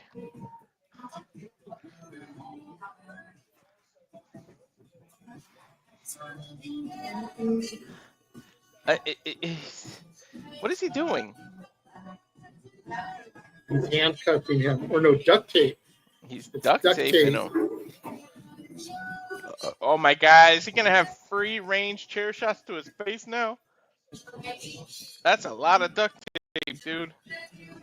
Well, dude, that's a big boy. You got to make sure he's duct taped good, otherwise he'll be able to rip it. Shots fired. Mm-hmm.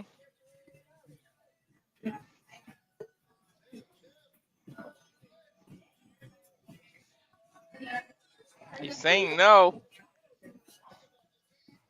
The I think referee. KJ's just going to keep on going. Shots fired, shots fired, shots fired until he finally quits. No, he's got him in a submission here. The ref literally told Sam, "Come on, think about it."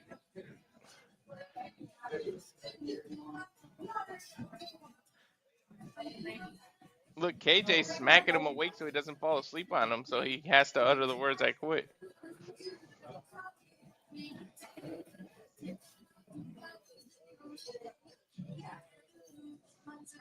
One arm slam from Sam to KJ. Mm-hmm. I think KJ's a little dizzy.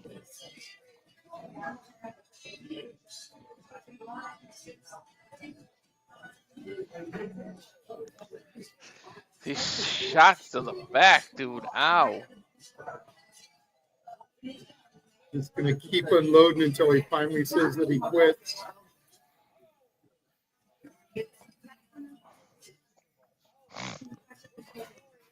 And look how he's bleeding, dude. The blood is pouring out.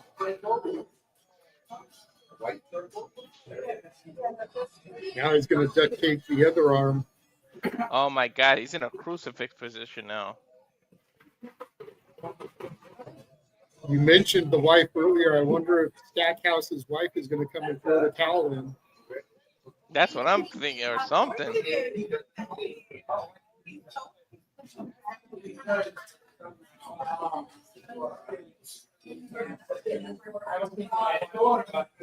Super kick. Is that good? All right. Bro, it might take the towel, man, at this point. Oh no, not that, please not that. JJ, please no. The razors. No, please, no. I hate the spot.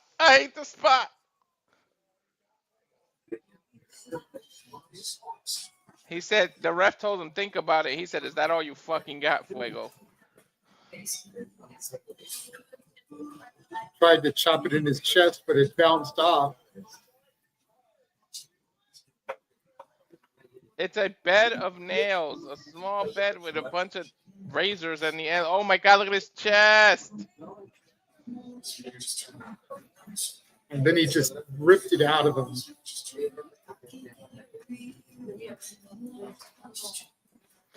And now he's starting to do it to his head now.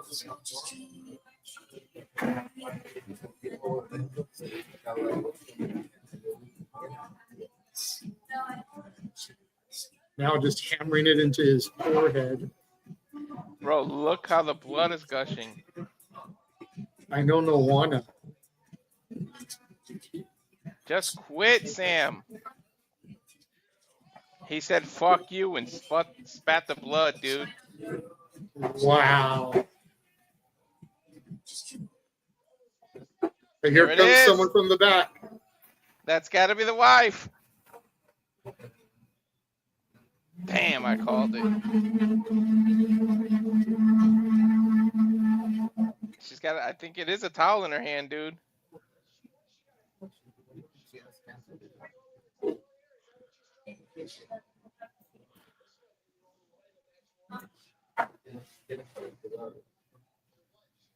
Sam's telling her, don't do it. The ref saying it's your wife. It's your wife. Oh, shit. Orso's got his wife now.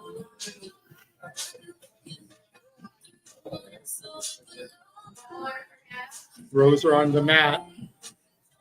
Gonna crack her upside the head with that steel chair unless he quits.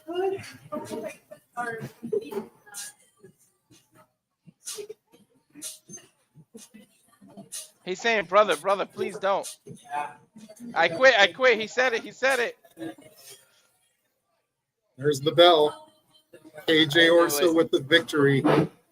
I knew it. They showed his wife too much in every like his wife was involved in too much. I knew his wife was gonna be involved in the finish. Whether you like him or you don't, KJ Orso is victorious. It took there, and you know what? Man of his word. Look, he threw the chair and didn't actually do it. I mean, a true heel would have said, "Fuck it," after he quit and still hit her. I, I might have spoken too soon. Look at that look he's got. He may not use the chair, but she's in perfect position for shots fired. Yep. Sam is still duct taped to the ropes. Can't do anything about it. Oh, dude, he is taunting him so bad. This reminds me of when Randy punted Stephanie. Mm-hmm.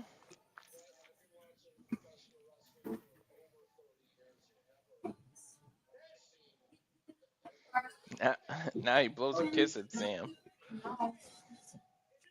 I mean, where do you go from here, though? He made him quit. Like, I mean, you can't keep it going.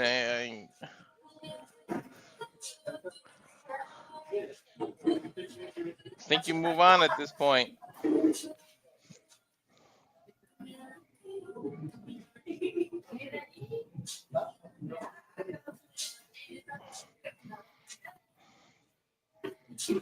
I mean, hey, there's no rules in an I quit match, so. The only rules are the 2 words. I got 2 words for you. I quit. Mm-hmm.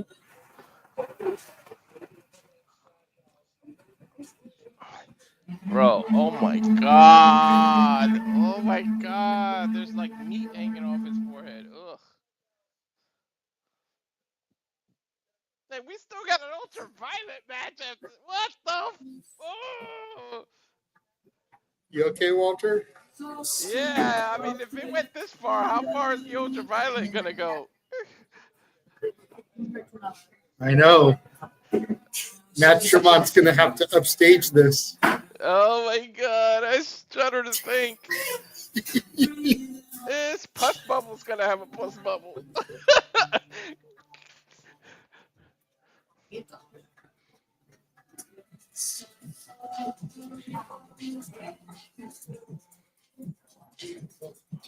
Finally, he gets out of the duct tape.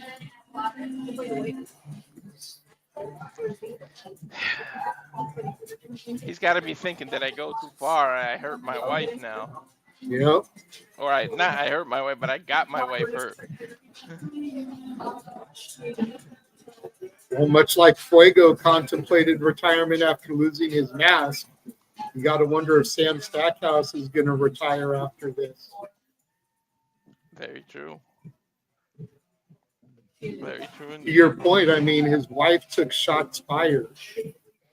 Mm-hmm. Is this journey worth it? Gotta be making him second guess that.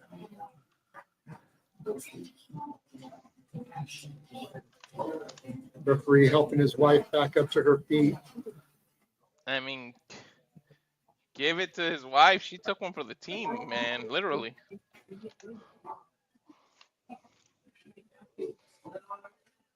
Much Look at rather how have my. bloody Sam is. Yeah, it's crazy. I'd rather have let her throw in the towel than to have to see her go through that.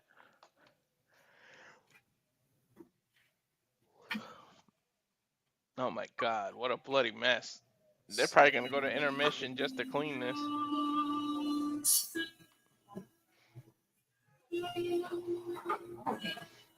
Yeah, they're probably gonna have to go to intermission. That's a lot of cleaning.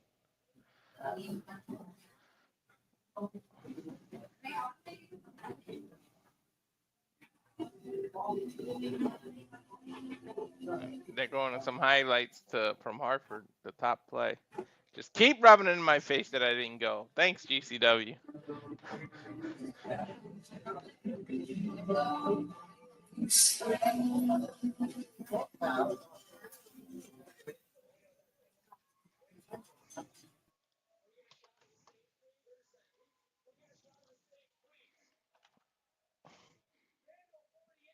Is this Effy?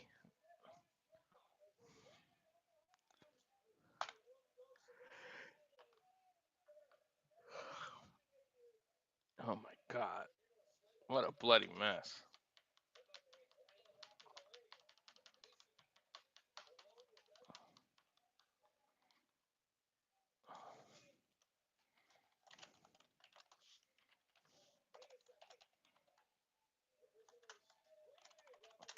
Again, going to highlights through to the top play in Hartford last July 5th it was. Here's the damn spot with the damn skewers. This isn't a shish kebab in Effy's forehead. Oh my god, look at that blood. And then he tombstoned him while he has skewers sticking out of his head. Ugh!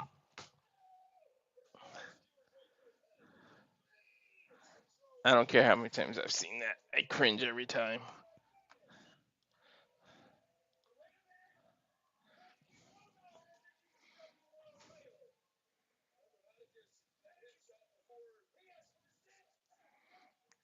And here it's just the last shot of Atticus holding the title, saying he should have first dibs on it.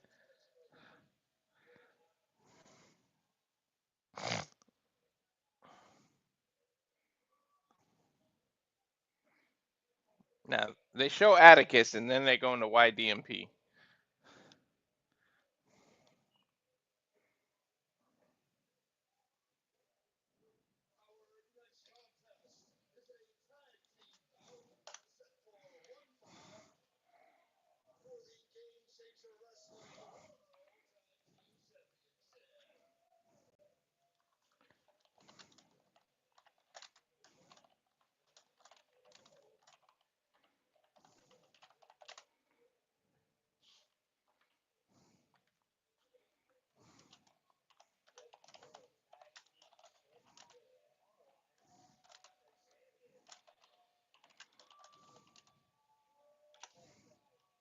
Yeah. Here come the champs, YDNP. Jordan Alex Oliver, Price, Jordan Oliver.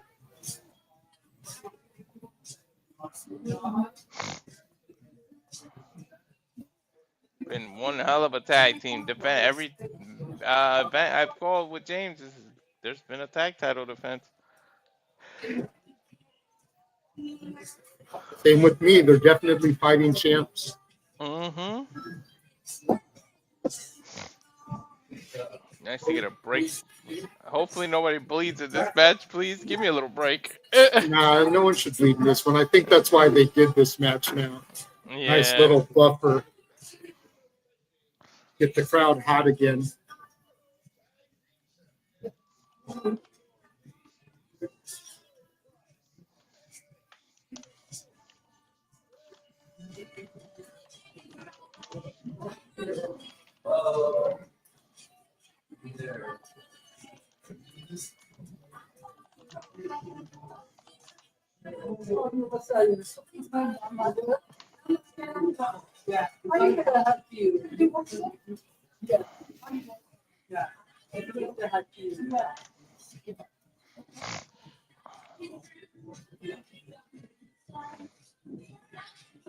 Here comes who's first? Ninja? Who's gonna come up first? Yep. Oh, they're coming up together.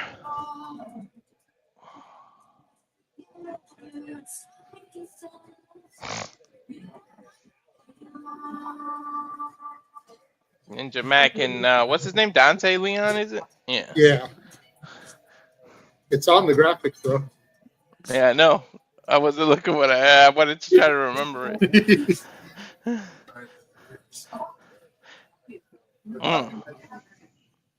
that right?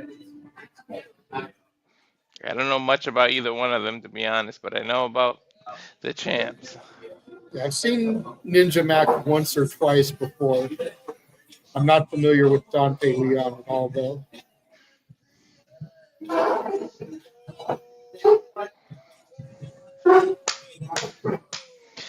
I'm a fan of what the hell was his name? Dan the Dad. I like that guy. That was a hilarious gimmick.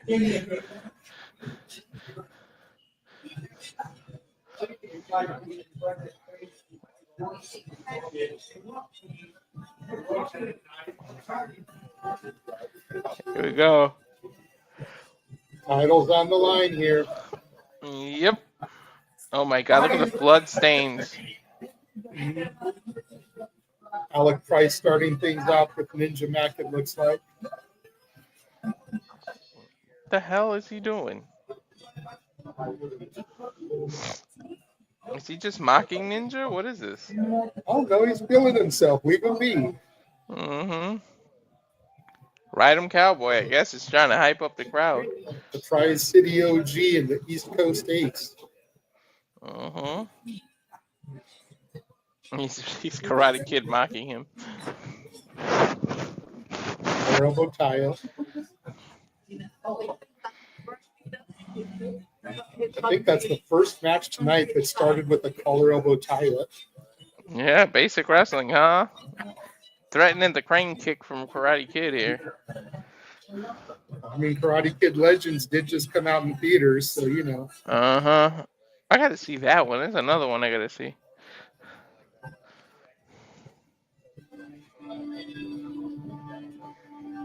There's a lot of good movies out right now I want to see. Yeah. Just saw the Superman one. I saw the live action Lilo Stitch like a week or so ago. Nice. It's hard because if you miss it, they come out of the theater so fast now. I know. Ninja Mack trying to get the crowd fired up. It's hard to get the crowd back into a match after seeing something like they just witnessed, though. And I think that's why they threw YDNP out there, because they knew that they would be able to get them, maybe not right away, but with their offense, they'd be able to wake the crowd back up. Yeah, that's why they did it. I mean, they literally saw a forehead damn near hanging off his face. I mean, you wouldn't want to send Elayna Black and Priscilla Kelly out right now. That would be horrible to the women. Man, superhero pose by Ninja Mack.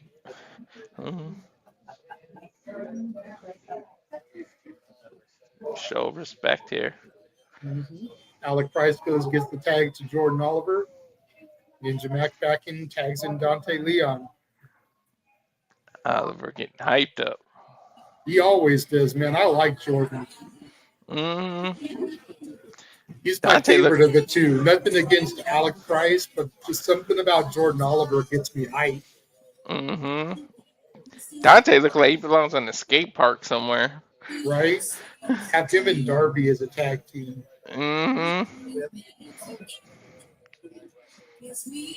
Nice standing switch. Side headlock there from Jordan Oliver to Dante. Dante backs him in the ropes, shoots him off. Both men trying to knock the other down, but they're about the same height and build, so it's not that easy. Nice pin attempt there from Dante. Finally, someone turned a monkey flip into a pin attempt. And Jordan can't be mad at that. He's like, all right, bro. These are some ugly, nasty chops by Dante.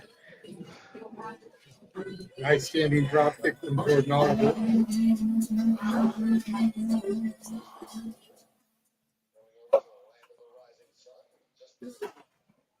It's funny, they're going for a lot of basic moves. Hammerlocks, twisting, collar-able tie-up. Like I've been saying about GCW, is everyone thinks that it's just hardcore wrestling. And it's not. It's very reminiscent of the old school ECW, where you had your technicians, you had your luchadors. Yes, you had your hardcore stuff too, but you had a nice palette of stuff. And that's very much what GCW is. It's a buffet of wrestling. A little bit of this, a little bit of that. Fill your plate up. You got your Jonathan Greshams, who are your technical grapplers. You've got your YDNPs, who are high flyers. You've got your Matt Tremonts that are violent. And then you got a nice little array of things.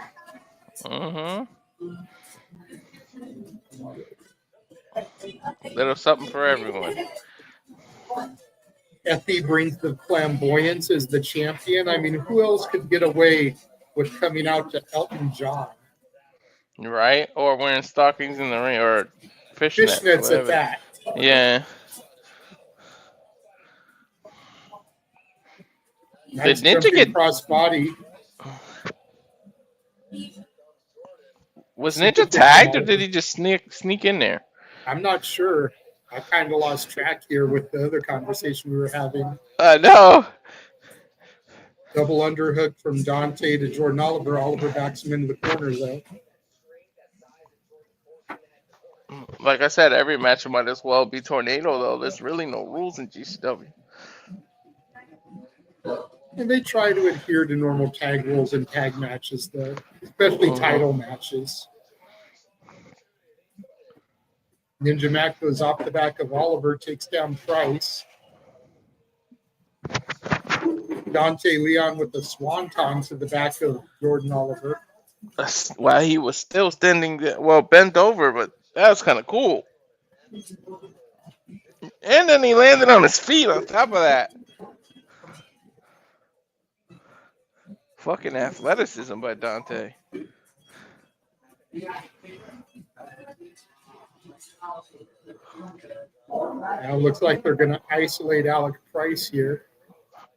Smart. Tag team 1-on-1. Isolate somebody. Tag in and out. Price is usually the one that gets isolated, so it makes sense. Does. Ninja Mack goes and rushes in on Jordan Oliver. Smart. Gets him off the apron there.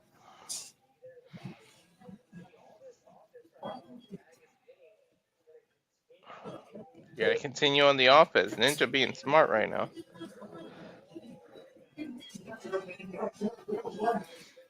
Drop kick to the knees turns Alec Price inside out there.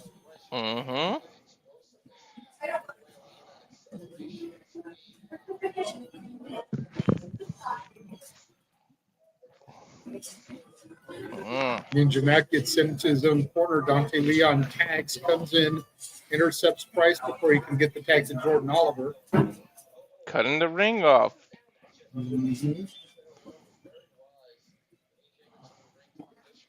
Referee getting into Jordan Oliver's face, making sure he adheres to the rules. So one thing you can't do is, as a champ, is get frustrated. It looks like they're getting frustrated now. Ninja Mack with the double bird to Jordan Oliver, brings him in. Meanwhile, Dante Leon had Price there. Nice hit scissor takedown from Price to Ninja Mack.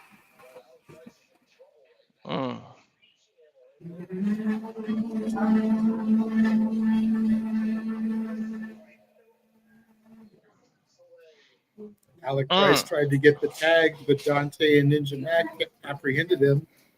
Back elbow from Dante knocks Jordan Oliver off the ring there. There's the tag. Jordan Oliver now legal. Hey, I thought we already saw Jack Cartwheel.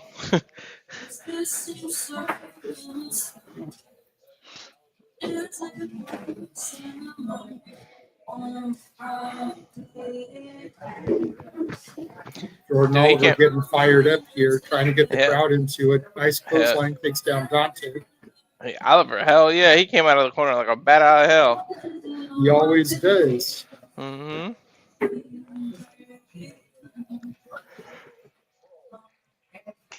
mean, he spent the better of like 5-6 minutes waiting on the tag.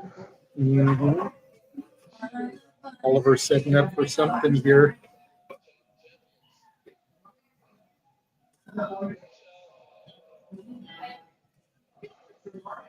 Nice springboard cutter there.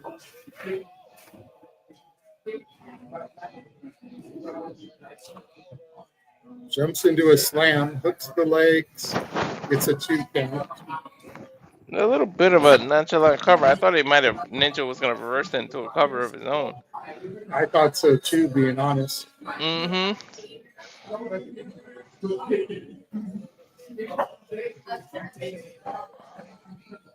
He's setting up here.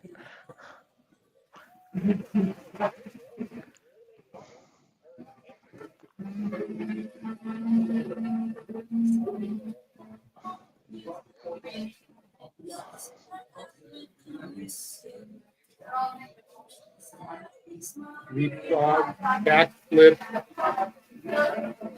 nice spin kick there from Ninja Mack, drops Jordan Oliver. Dude, I thought he was trying to do a backflip and didn't land it all the way, but it was that kick up. That was nice.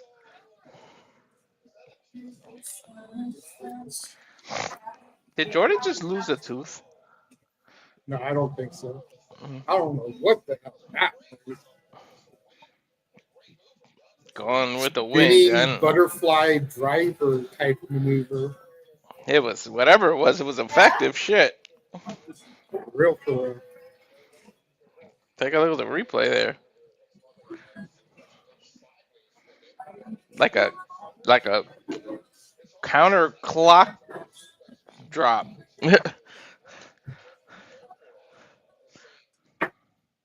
Dante Leon drops Jordan Oliver.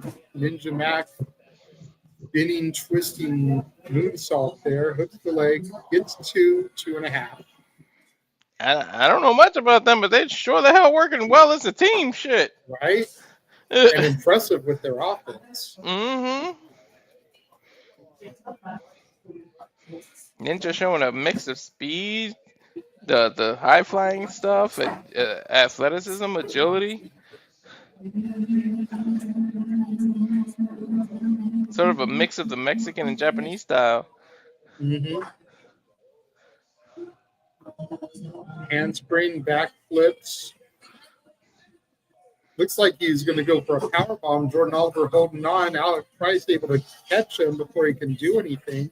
Here comes Dante Leon. Drops all three men there with like a cannonball.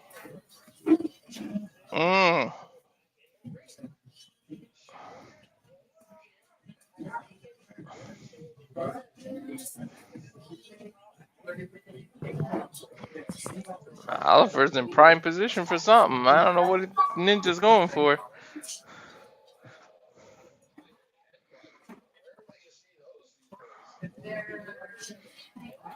Diving, headbutt.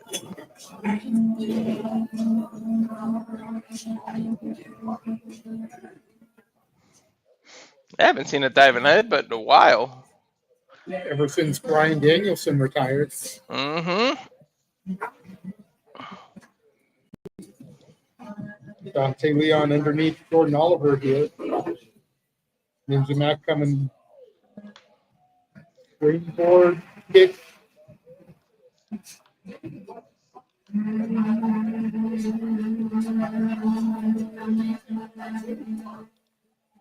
Soul Snatcher. Dante Leon with the Soul Snatcher. Almost got it there. Hell yeah.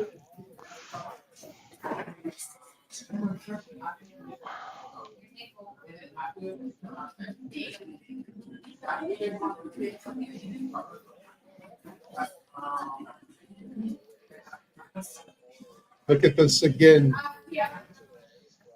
Totally the Soul Snatcher here. Mm-hmm.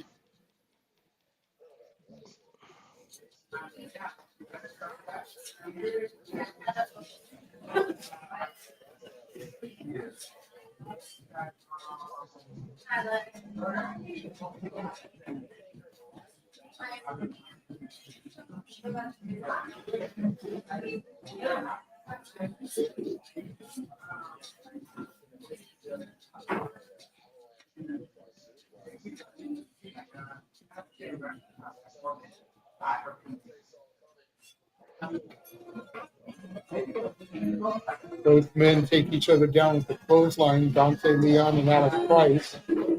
Jordan Oliver and Ninja Mack finally get back to their feet.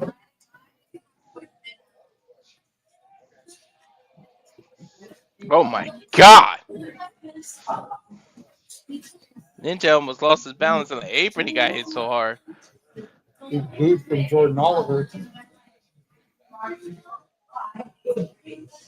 He might be dead weight at this point to get over that rope.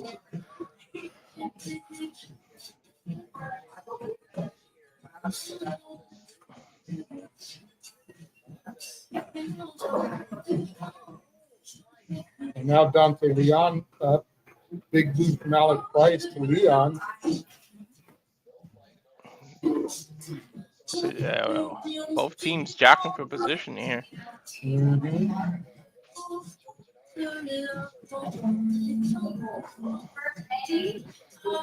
No one's really got the advantage right now. Ah! Ow. Viking DDT from Dante Leon to Alec Price. Jordan Oliver finally gets Ninja Mack in. Ninja Mack reverses into a pin. Oliver rolls out of it. That should have been broken up. He was all in the ropes.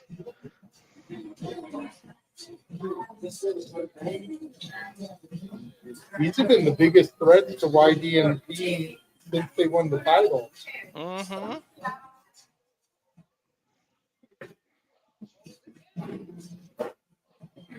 Dude, it's been a legit 2-3 times where I thought it was over.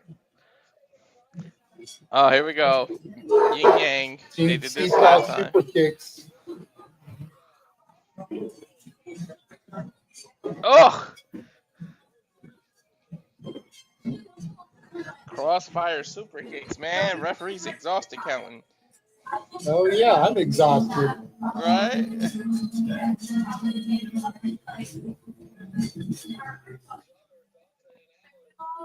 Alec Price and Dante Leon now take each other down with big boots. Yeah, Jordan Oliver's starting to get back up. Both men having the same idea there. This is a good match. Shit. The crowd should have got back into this. I haven't seen YDNP have a bad match, so. Mm-hmm. But you're right. This is the closest I've seen to them losing, though. Bro, he just turned a powerbomb into an X Factor. What the hell? Tornado DDT from Price.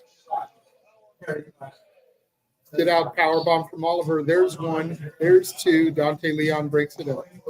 Oh, dude, I thought it was over. There's some signature moves I haven't seen hit yet. Like this. There's that clothesline. That's a signature for Alex Price.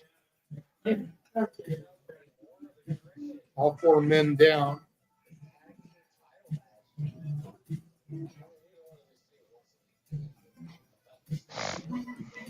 Both teams really want the belt. This is how much these belts mean. Mm-hmm.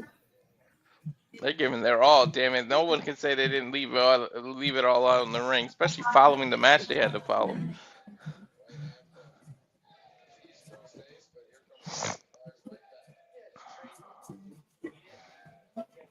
Ninja Mack and Jordan Oliver trading shots in the ring.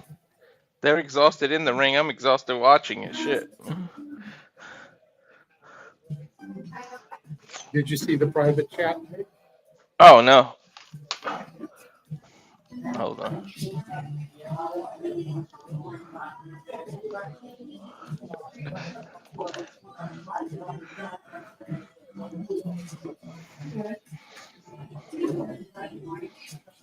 Double chop from Oliver drops Ninja Mack. Now looks like he's going for a leg submission. Yeah, I thought he was going to go for like a half crab or something. I don't know what's going on.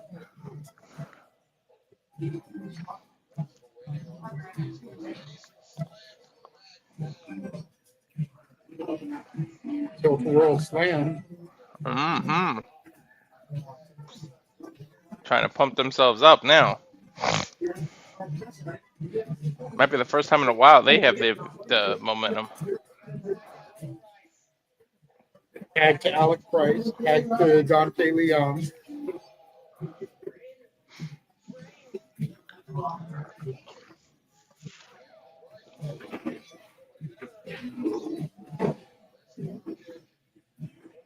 Nice drop kick.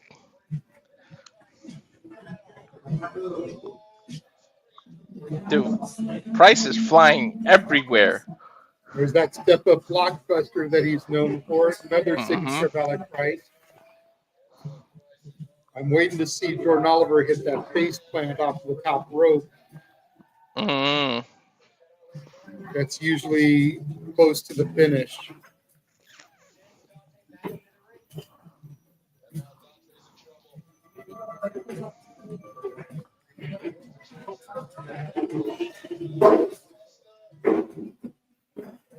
Blockbuster. I feel like there's one. There's two. Dante kicks out. What the hell? Thought it was over.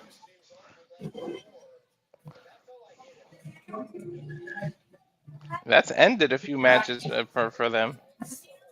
Back to Jordan Oliver.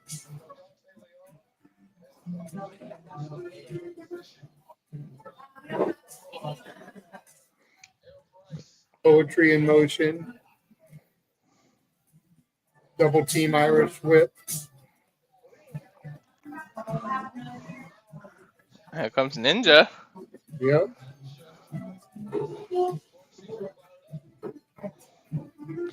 Bro, every time they get the momentum, Ninja and they just come back and Dante.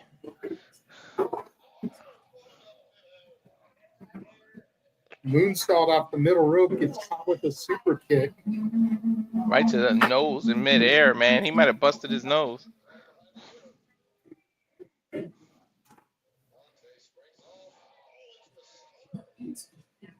Stunner from Dante to Alec Price. Wow, a But Jordan spider Oliver is the legal man. after a spider rebound. That was nice.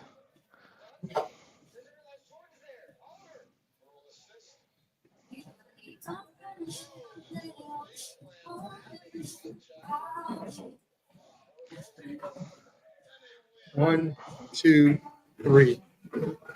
There you go. That and they retained. That was that face plant you were talking about. Well, modified version. Usually he climbs up to the middle rope. Opponent's on the top and he does it. Oh, okay. So it's like a Splash Mountain face buster.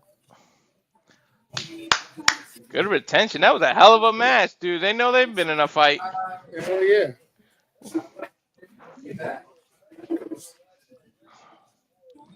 You have a number? It's Fett saying, wow.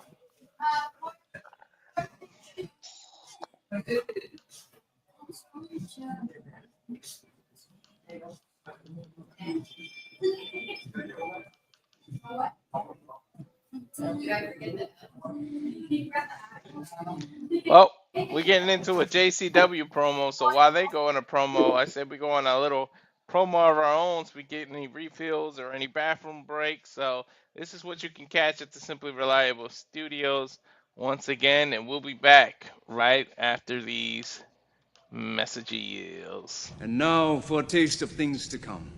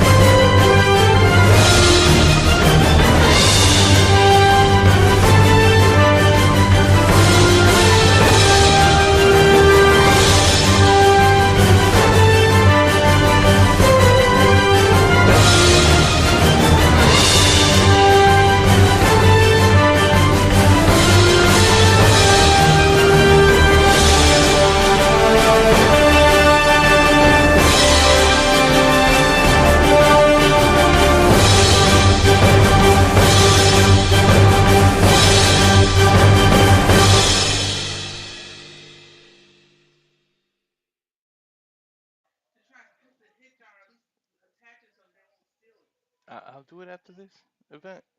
We could do it together.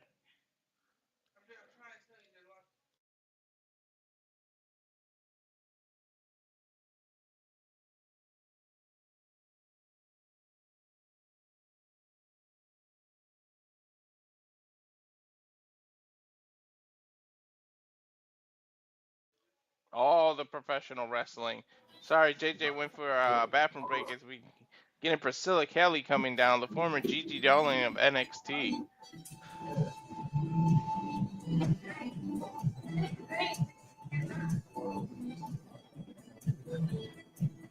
Yes, in fact, all of it.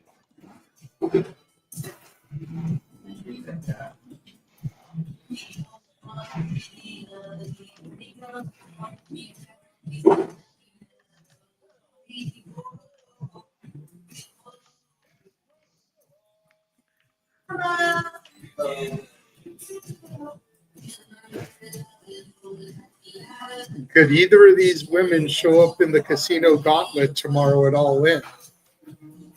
You never know.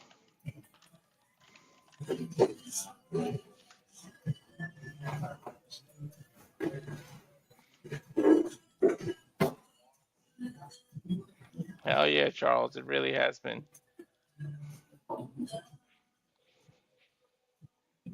Definitely two former WWE talents who were released trying to prove why they shouldn't have been released. Yep.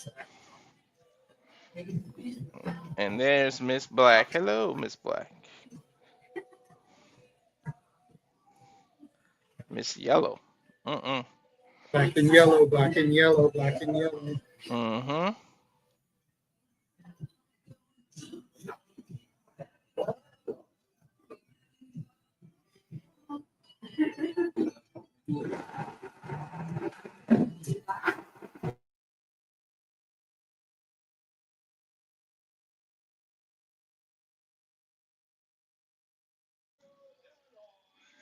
Chicago's own.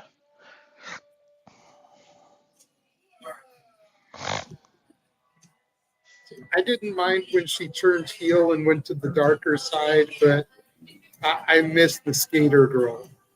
Mm-hmm. That's kind of what I fell in love with, was her as the Mm-hmm. skater girl. Yeah.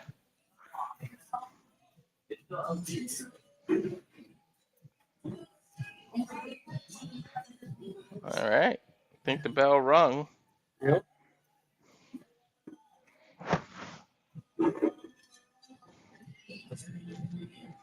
Just kind of Two staring each women other who are down. very familiar with each other. Mm-hmm.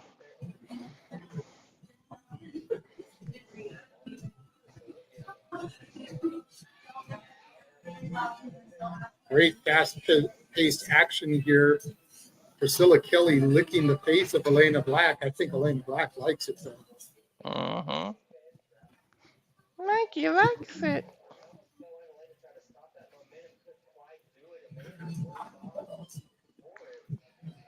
Mm.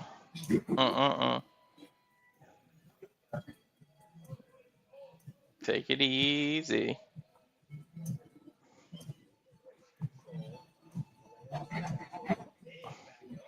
Now women fighting for waist control. Black off Snap. the ropes, drop kick. Barely touched Priscilla Kelly, and Kelly sold it like bone busters. Mm-hmm. That was horrible. Irish whip reverse, head scissor takedown from Black to Kelly. Nice.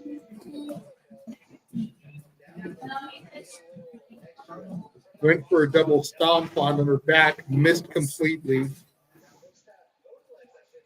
Looked like she got tangled up in the ropes, but then she recovered quickly. Mm-hmm. And this may be why they decided to cut her. Mm-hmm. This ain't proof why not. She might be proving why it is. Yep.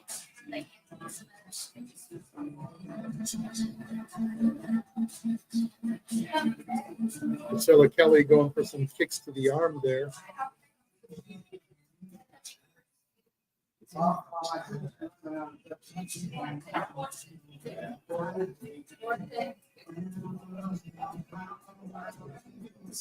Bronco Buster there from Kelly to Black.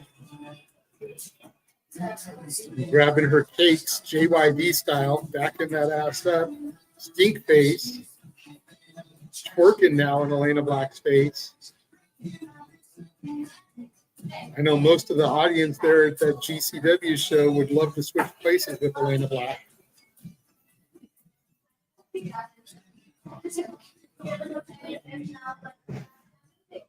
Snapmare takedown, kick to the chest, pinfall attempt from Kelly, gets 2, kick out from Black. You still there, bro? You're muted. I didn't mean to mute. When you said you would like to switch places, I said I'm one of them. I didn't know I was one.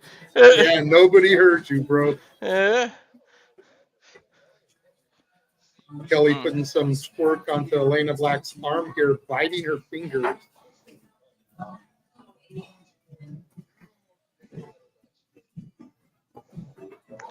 Yum yum. She's biting the hell. She was biting the hell out of that.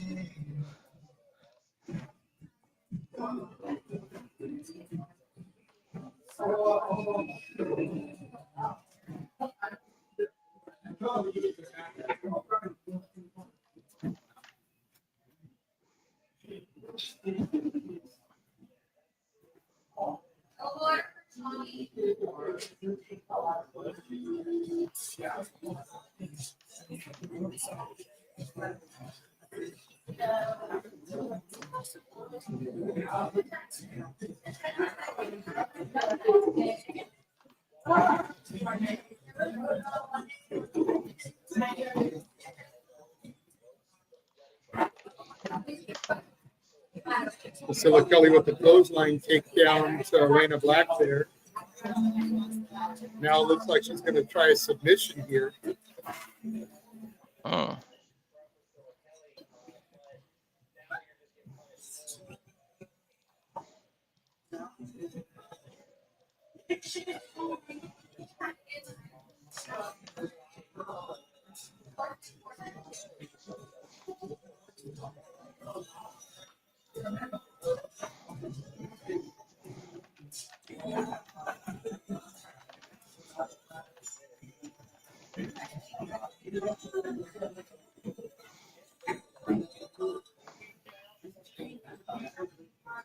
Both women back up to a vertical base now. Black trying to get out. Priscilla Kelly still has control here. Schoolgirl from Elayna Black gets 2. Kelly kicks out. Irish whip sends Elayna Black in the corner. Boot from Black to Kelly. Back elbow from Black to Kelly. Clothesline takes down Priscilla. And another one from Elayna Black. Elayna Black finally getting some momentum. CM Punk-esque running knee in the corner there. Of course. Another one while she's on the ring ropes. Of course, Elayna Black, one of the daughters of Punk. Yeah, she's from Chicago herself.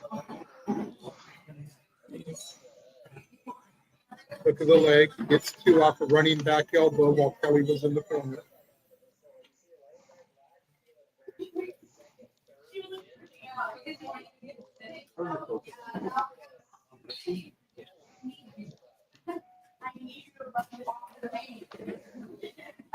Priscilla Kelly mounting some offense now. Rainmaker lariat, hook of the leg.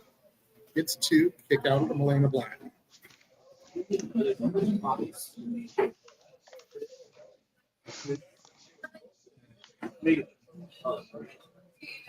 Got bridge suplex from Black to Kelly. Goes for a pin attempt.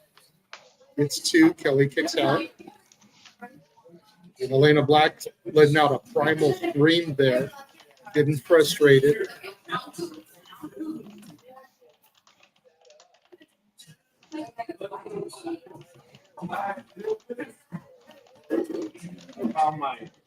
Elayna Black looked like she was going to go for a butterfly suplex there. Got countered. Kelly with a did out power bomb. It's a 2 count.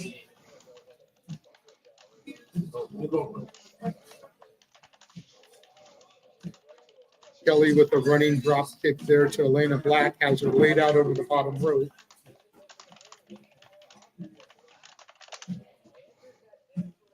Double arm DDT from Elayna Black. Gets 1, gets 2, gets 3. She beats her. Double arm DDT there. I didn't expect the match to end so suddenly. Shades of Mick Foley there with that double arm DDT. Your winner, Hold on. Elayna Black.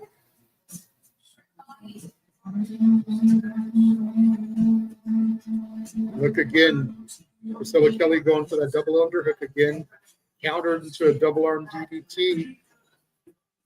That is it.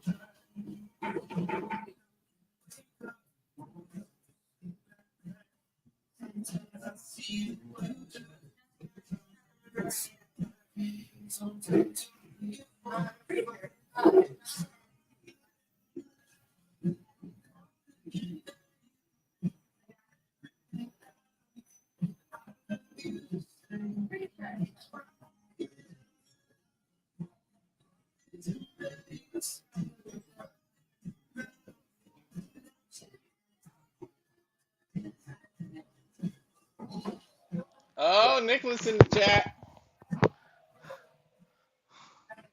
Well, he just got done doing his own call with Noah.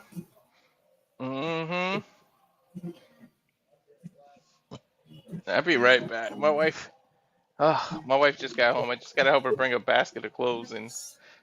No worries. While they run their promo, we'll run ours again. All right. And now for a taste of things to come.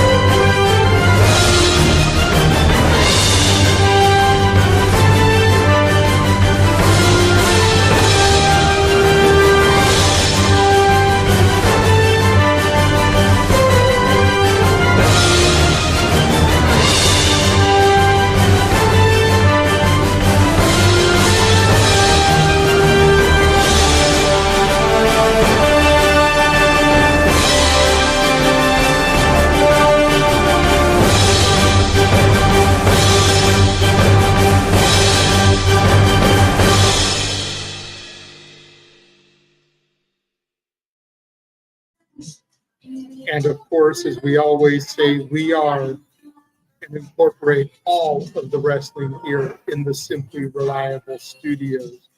Shout out to the Simple Man Noah Foster, who along with Nicholas Ferrante finished their cover of Ring of Honor Supercard of Honor. We'll be discussing that, of course, tomorrow on the Saturday Shenanigans, as well as our thoughts on House of Glory, which James and Ryan are currently calling, as well as our thoughts on this show, Saturday night's main event, Great American Dash, All-In, all being discussed tomorrow on the Shenanigans. So make sure that you tune in for that.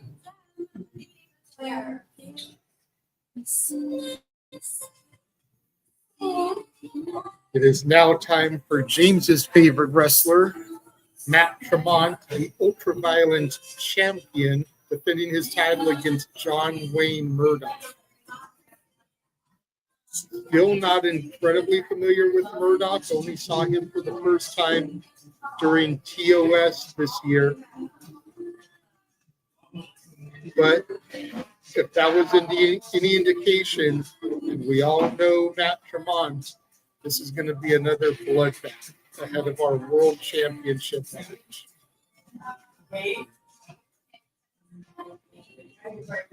I'm kind of bummed I have to have my feed muted so I don't get to hear Journey.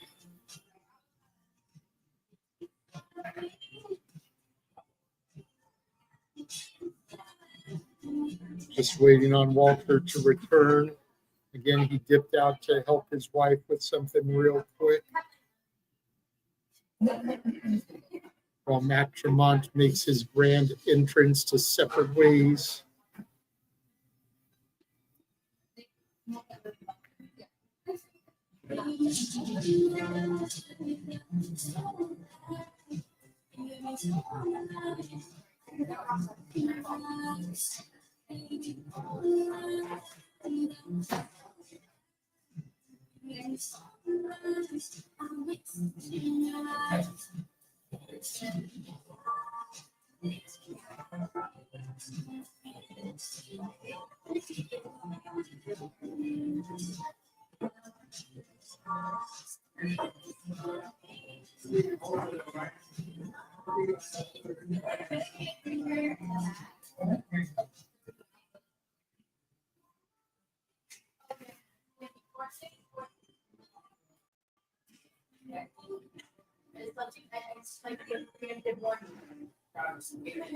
Man, hearing that crowd sing that song, I don't want to hear anybody say an unkind word about Steve Perry in Germany.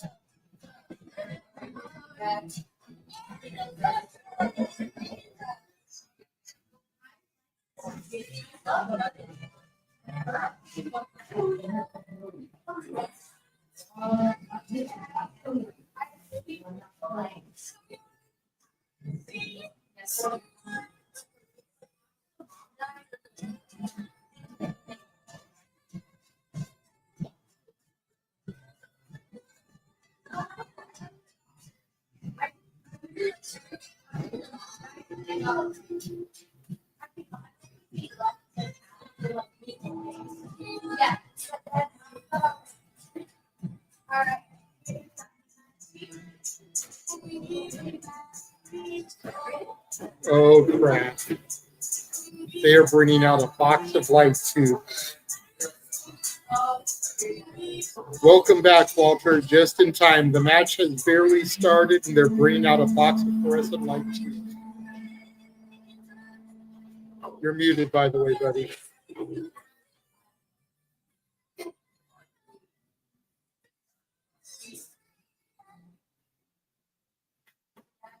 John Wayne Murdoch with the first fluorescent light tube.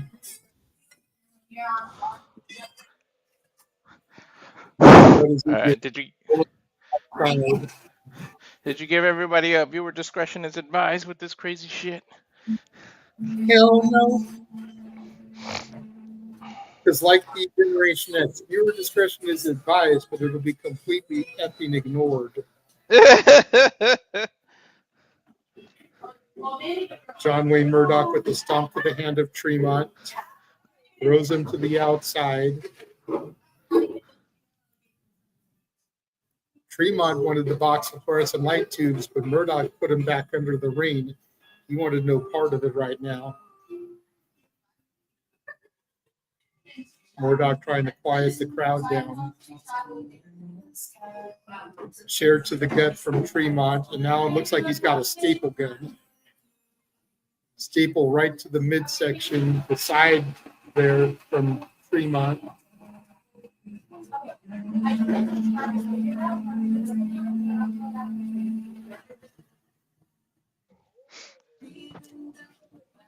Okay, plus or minus 3 minutes before that bus opens. I don't do those type of bets. And this isn't going to be a technical wrestling match, so I'm like, whoever wants to call stuff can call it. That was a staple to the lip or the tongue of Tremont there from John Wayne Murdoch.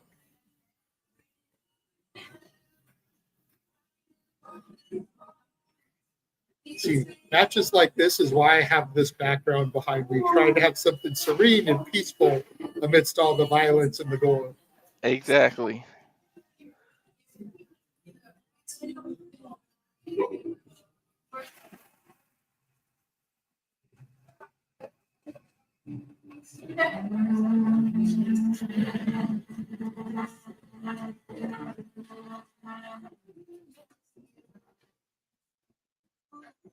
Tremont going into the ring there looking for something.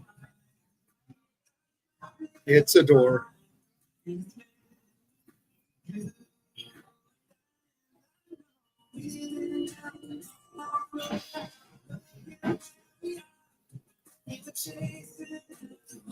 You're muted again, by the way. Oh. You have to remember my headset's acting up, so I don't know if it's me or if you mute. No, yeah, I mute because my brother's here and he talks, so I mute it. There's that cute. I don't care if he talks, dude. I mean, you know where I'm at. I've got to deal with blenders going, conversations in the background, music playing, and there's a light tube over the head of John Wayne. Oh my God, that light tube smashed. Dude, how much of that goes into the crowd when that smashes?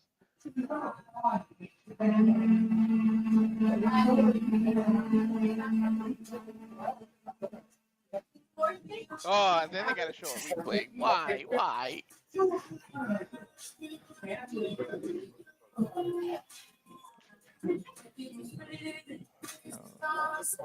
I had to pop in on James's feed when Tremont was coming out so I could comment. Separate Ways is playing. James's favorite wrestler is coming out. There's a white guy right there. Oh my God, with the damn light bulb tubes. Back body drop from Tremont sends John Wayne Murdoch through a fluorescent light tube. To your point, I feel bad for the referee of this one.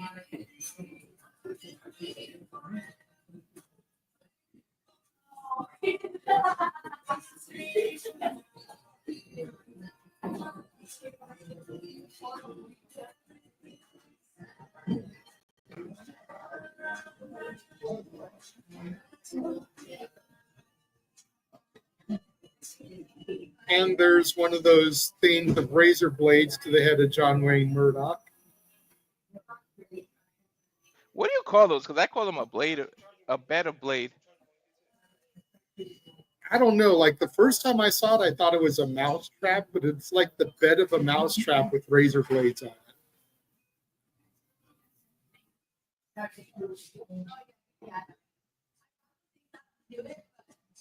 Tremont with a forearm just keeps rocking Murdoch here.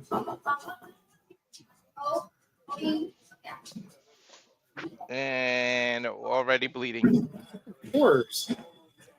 As soon as we got those light tubes, you knew someone was going to be bloodied. At least it looks like the pus bubble is still intact. And I spoke too soon.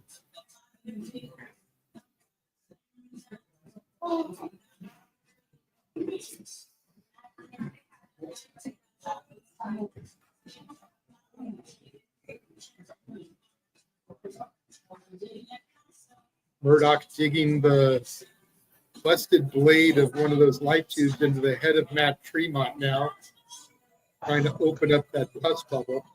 Yeah, that ain't very hard to do. It's like fighting Nick Diaz in a UFC. They just bust open because there's so much scar tissue.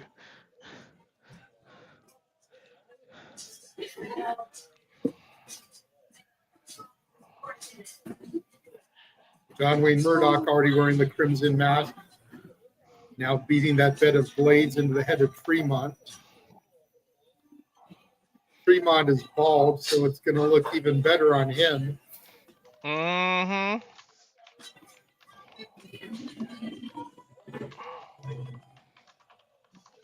Oh, he's just stepping on that bed. Dude, pretty soon somebody's gonna attach that to their boot and just super kick somebody. Don't give them ideas. That sounds like something the Young Bucks would do. Right.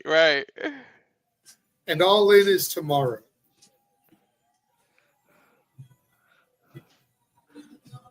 Mm-hmm.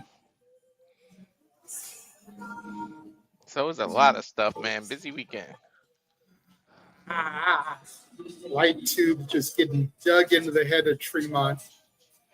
If I throw up on camera, will that bring views? I don't know, man. I might have to barf. Ugh. Look, ugh. Matt Lee walked into it too. Look at his head.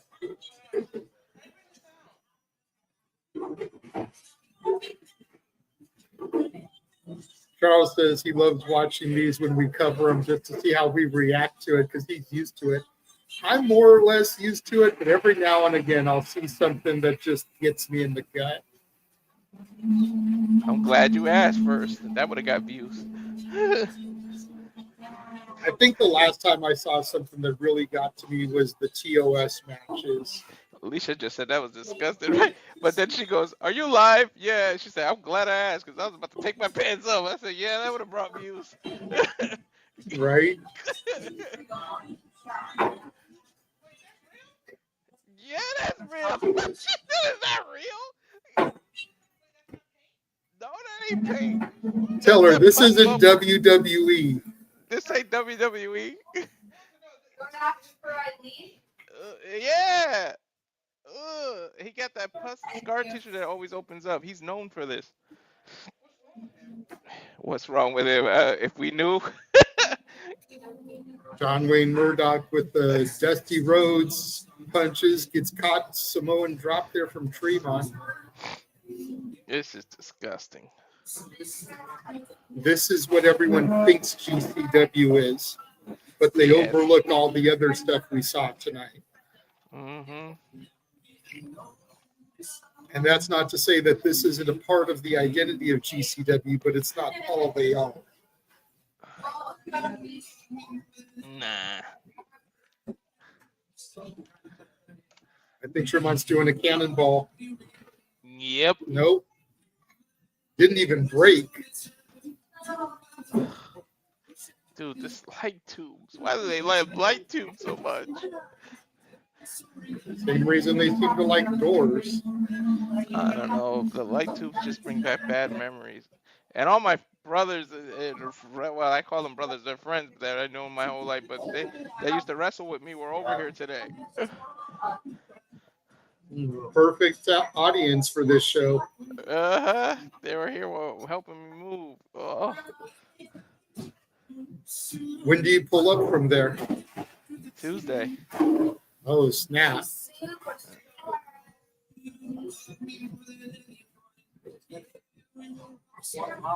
Woohoo! All right, hold on. Take me off camera. She really did take the pants off. Hold on. What do you mean why I gotta tell people? I gotta bring views, damn it.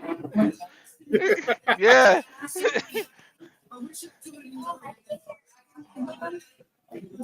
Woohoo! Thank you. Holloway slam puts Murdoch through the door bridge table. Pinfall, 2. kick out. That door has so much blood on it.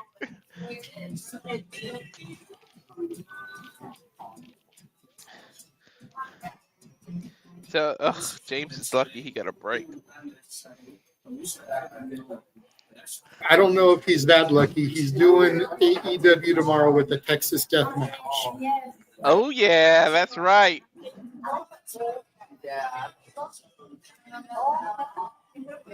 And then, like I said, you've got the Bucks versus Ospreay and Swerve with the EVP status on the line. And if Swerve and Ospreay lose, they can't challenge for the title for a year. So you know that's going to get wild. That's some very, very, very interesting stipulation there, by the way.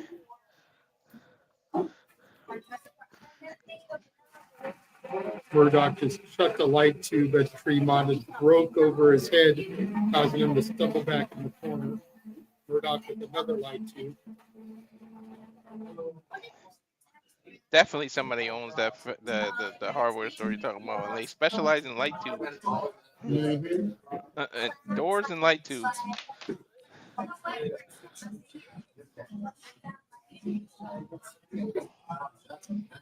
Blood geyser, hell yeah. Death Valley Driver. 1, Mercifully. 2, 3. That's it. Mercifully, it's over. Yo, the ref Tremont cut her or hand Phoenix. just trying to freaking do the cover. All that glass everywhere.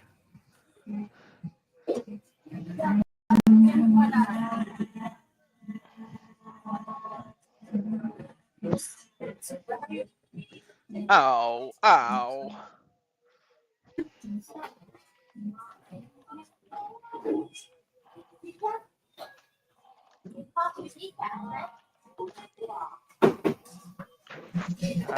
What do we still got Effy and what else? That's it. That's it. The world title match. That's it.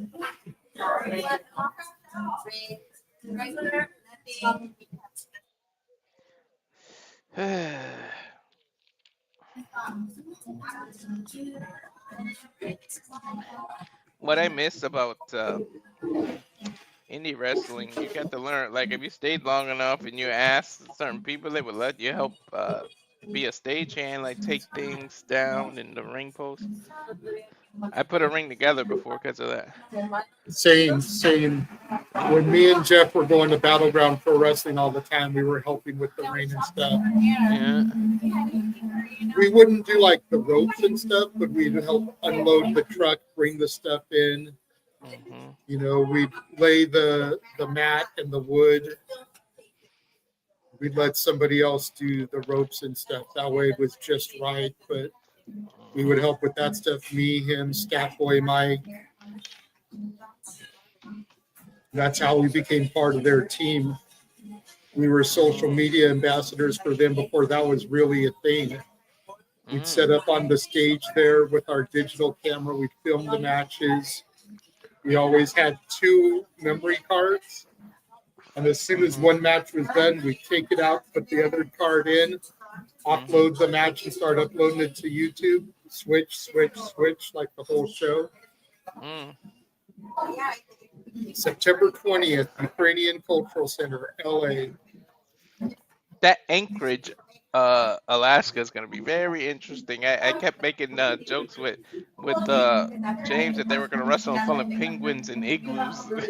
Hey, you know what? I wouldn't put it past GCW.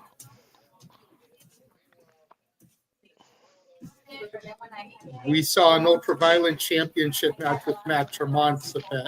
You should be used to that at this point.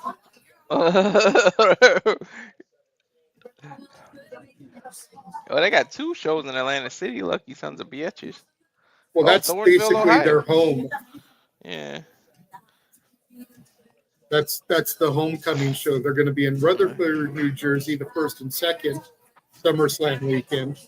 And then Atlantic City at the Showboat, which is basically their home base, for 23rd and 24th, which is their homecoming shows. Damn. What time are they going to 3 air nights when they're in Japan. I'm really looking forward to the Coney Island show, but that's the day of our karaoke, and I have to work that day. So you and me are going to have to be on the call for that one. What time are they gonna do Japan, and what time are they gonna do freaking what did I London? I don't know. If they do them like WWE, then we'll get it at like 1 in the afternoon, 10 in the morning, Mm-hmm. which that would be dope.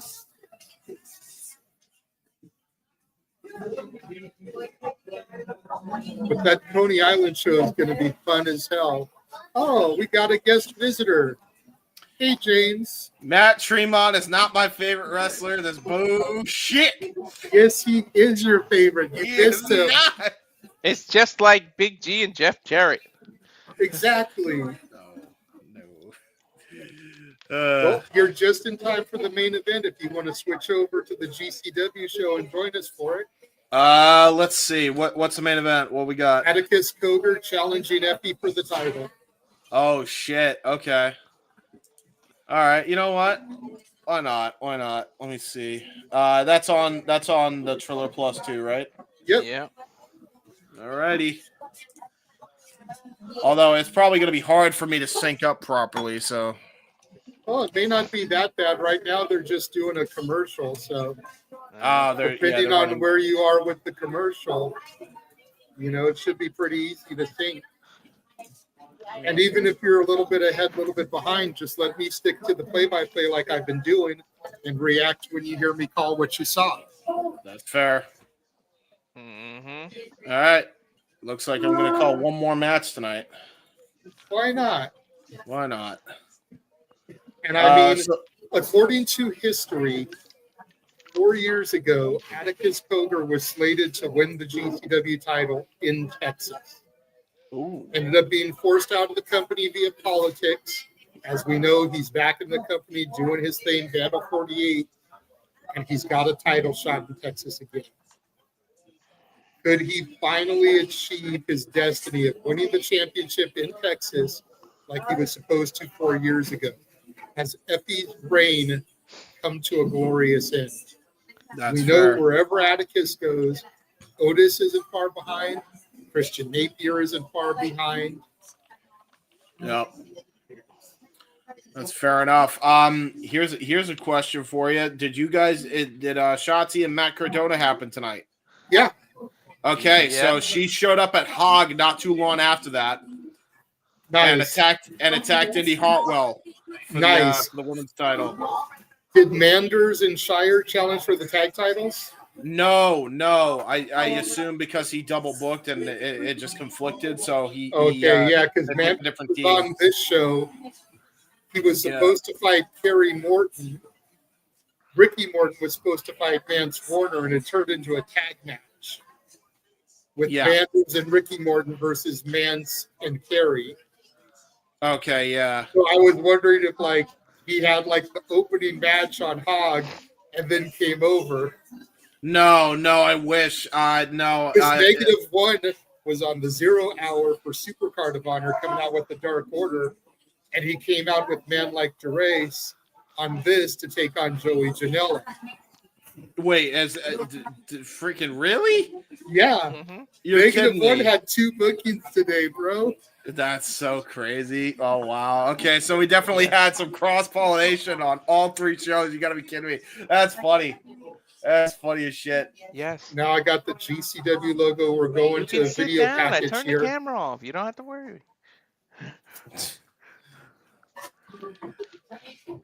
And now look at, all right, so let's see. I'm seeing a TKO. You don't want to be a ratings getter? I hear that, Walter. Good. Hey man, whatever gets views, damn it. Better than seeing the blood. Oh man. Oh yeah, you guys just called a Matt Tremont match, didn't you? Yes. Ugh. And yeah, that thing busted open. It always does. Mm-hmm. It wasn't as bad as a normal Matt Tremont match, though, in fairness. because I don't think they were going to compete with the I Quit match between KJ and Stackhouse. Oh, really? That was gnarly and bloody. Oh, really? I can't wait to watch Oh, that back. oh That's my one God! match I was looking forward to watching. The skin from his forehead was almost hanging. No, you of serious? Sam's. Dude, he punched the bed of razor thing on his head like 10 times. Yeah. Yeah, that's Effy wild. versus Man. Atticus 3. All right. There's so, the graphic. Yep. I almost forgot that this is the third time they fought. Let me know when you see Psycho Sid Boy in the ring. Okay. I'm seeing just sweeping of blood right now, or the ring. Yeah, well, yeah, he's in the ring. Uh-huh. Mm-hmm. Okay, you want to hear some irony? I What? didn't want to say this earlier. Like, legit, as soon as the Tremont match was over, I had a family, like, right over by me, because I'm at a Starbucks too. I had a family over here by me, and there was a young daughter with a Journey sweatshirt. Oh, my God, of course. I told her I love her sweatshirt. There you go. I love that you're calling this action in the start. Hey, I'm down to do play-by-play, man. I mean, I had to, right? We needed to do the teams. I did the first couple GCW shows we did, me and you, I was the play-by-play. And then somehow it just kind of like flip-flopped and you took over. This is true. So it's not like I'm unfamiliar with play-by-play on some of these indie shows. Most and violent. Walter and I are already planning to go to the LA show because he pulls up on Tuesday. So he'll be out here come September. There's all of Vandal 48 with Atticus Cogar, Christian Napier, his brother Otis. But yeah, Walter's saying he'll come down for that show. I talked to one of my buddies at work into going. I told him if he drives, I'll buy the tickets. That's fair. So me and Walter will get to meet, introduce him to my buddy at work. We'll all kick it, watch the show together, and then that way, come Vegas, Walter and I have already met face to face. Oh man, I feel like it's. I feel like I'm scared because I know I'm going to see the skewers, and there's probably going to be a lot more hardcore elements between these two because this is personal. But it's not going to be as bad as a Mack Tremont match. Just keep reminding yourself. They kept showing the replay of the skewers from the last time you and me saw it. We called it. Yep. I'm not surprised. You're talking about the skewers where Mason did the cradle tombstone? Yeah, to Effy. Yeah, by the way, he was unsuccessful in capturing the Hog title. He decided to low blow to keep his title and screw over Zilla. And then they had a Pier 6 brawl GCW style on that show. So I'm like, well, I'm ready for a GCW match, if anything. Did you see that audience member? Does he not look like he belongs in a damn ring? Like, what the hell? Yeah, he does. Holy shit. The one there with the camo and the tank top? Yeah. Bro. Yeah, he does kind of look like that. I ain't going to hold you. Elayna Black versus Priscilla Kelly was probably the weakest match on the show. Elayna Black got a bunch of fuck-ups. Really?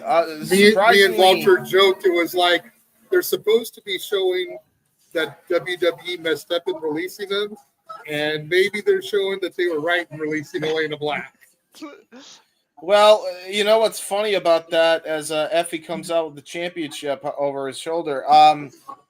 Yeah, believe it or not, that was the same for House of Glory. The weakest match was the Indy Hartwell match. So I guess we that's not a good.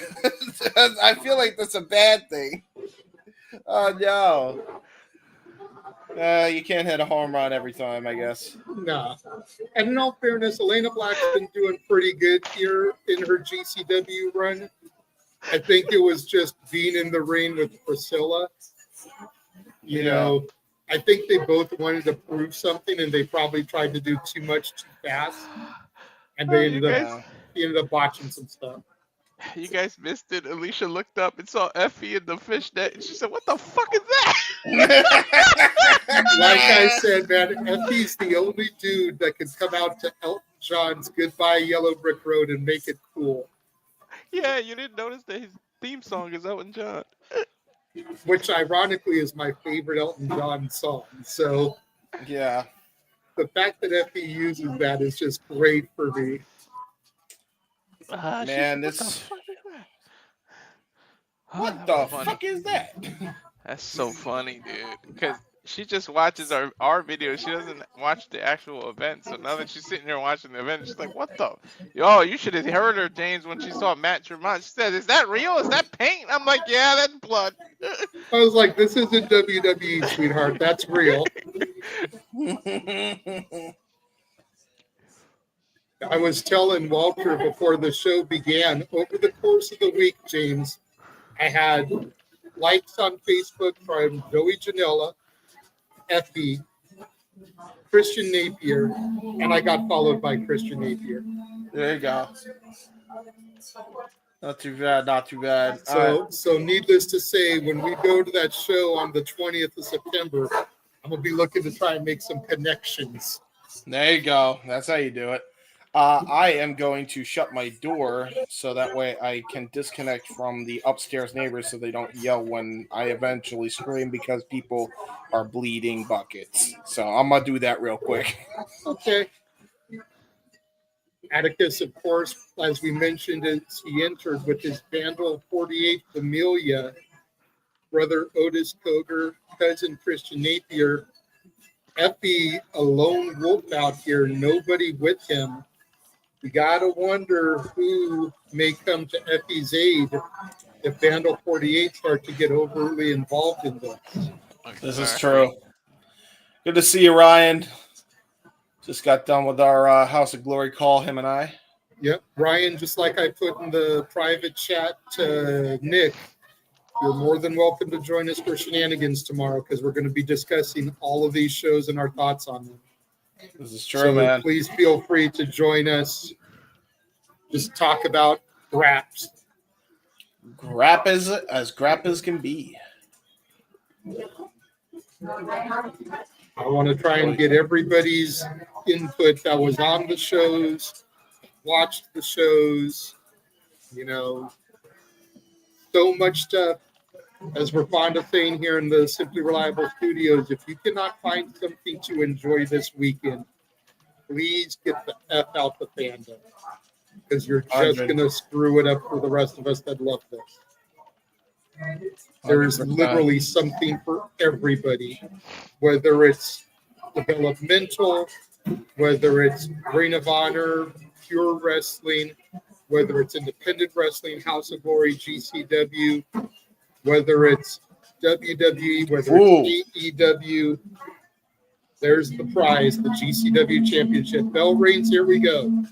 We're not wasting any time, are we? Damn. Oh, collar elbow tie-up, start things off. This is only the second match change that's actually started with the collar elbow tie-up. Yep. Yeah, not surprised. It's GC Dub. The other match was the YDNP tag title match. That's because they had to follow the freaking I Quit. Yeah, I'm not surprised by that call. Who did they fight tonight? Ninja Mack and Dante Leon. And honestly, it was the first time I thought they were going to lose the straps. Yeah, that shit was competitive.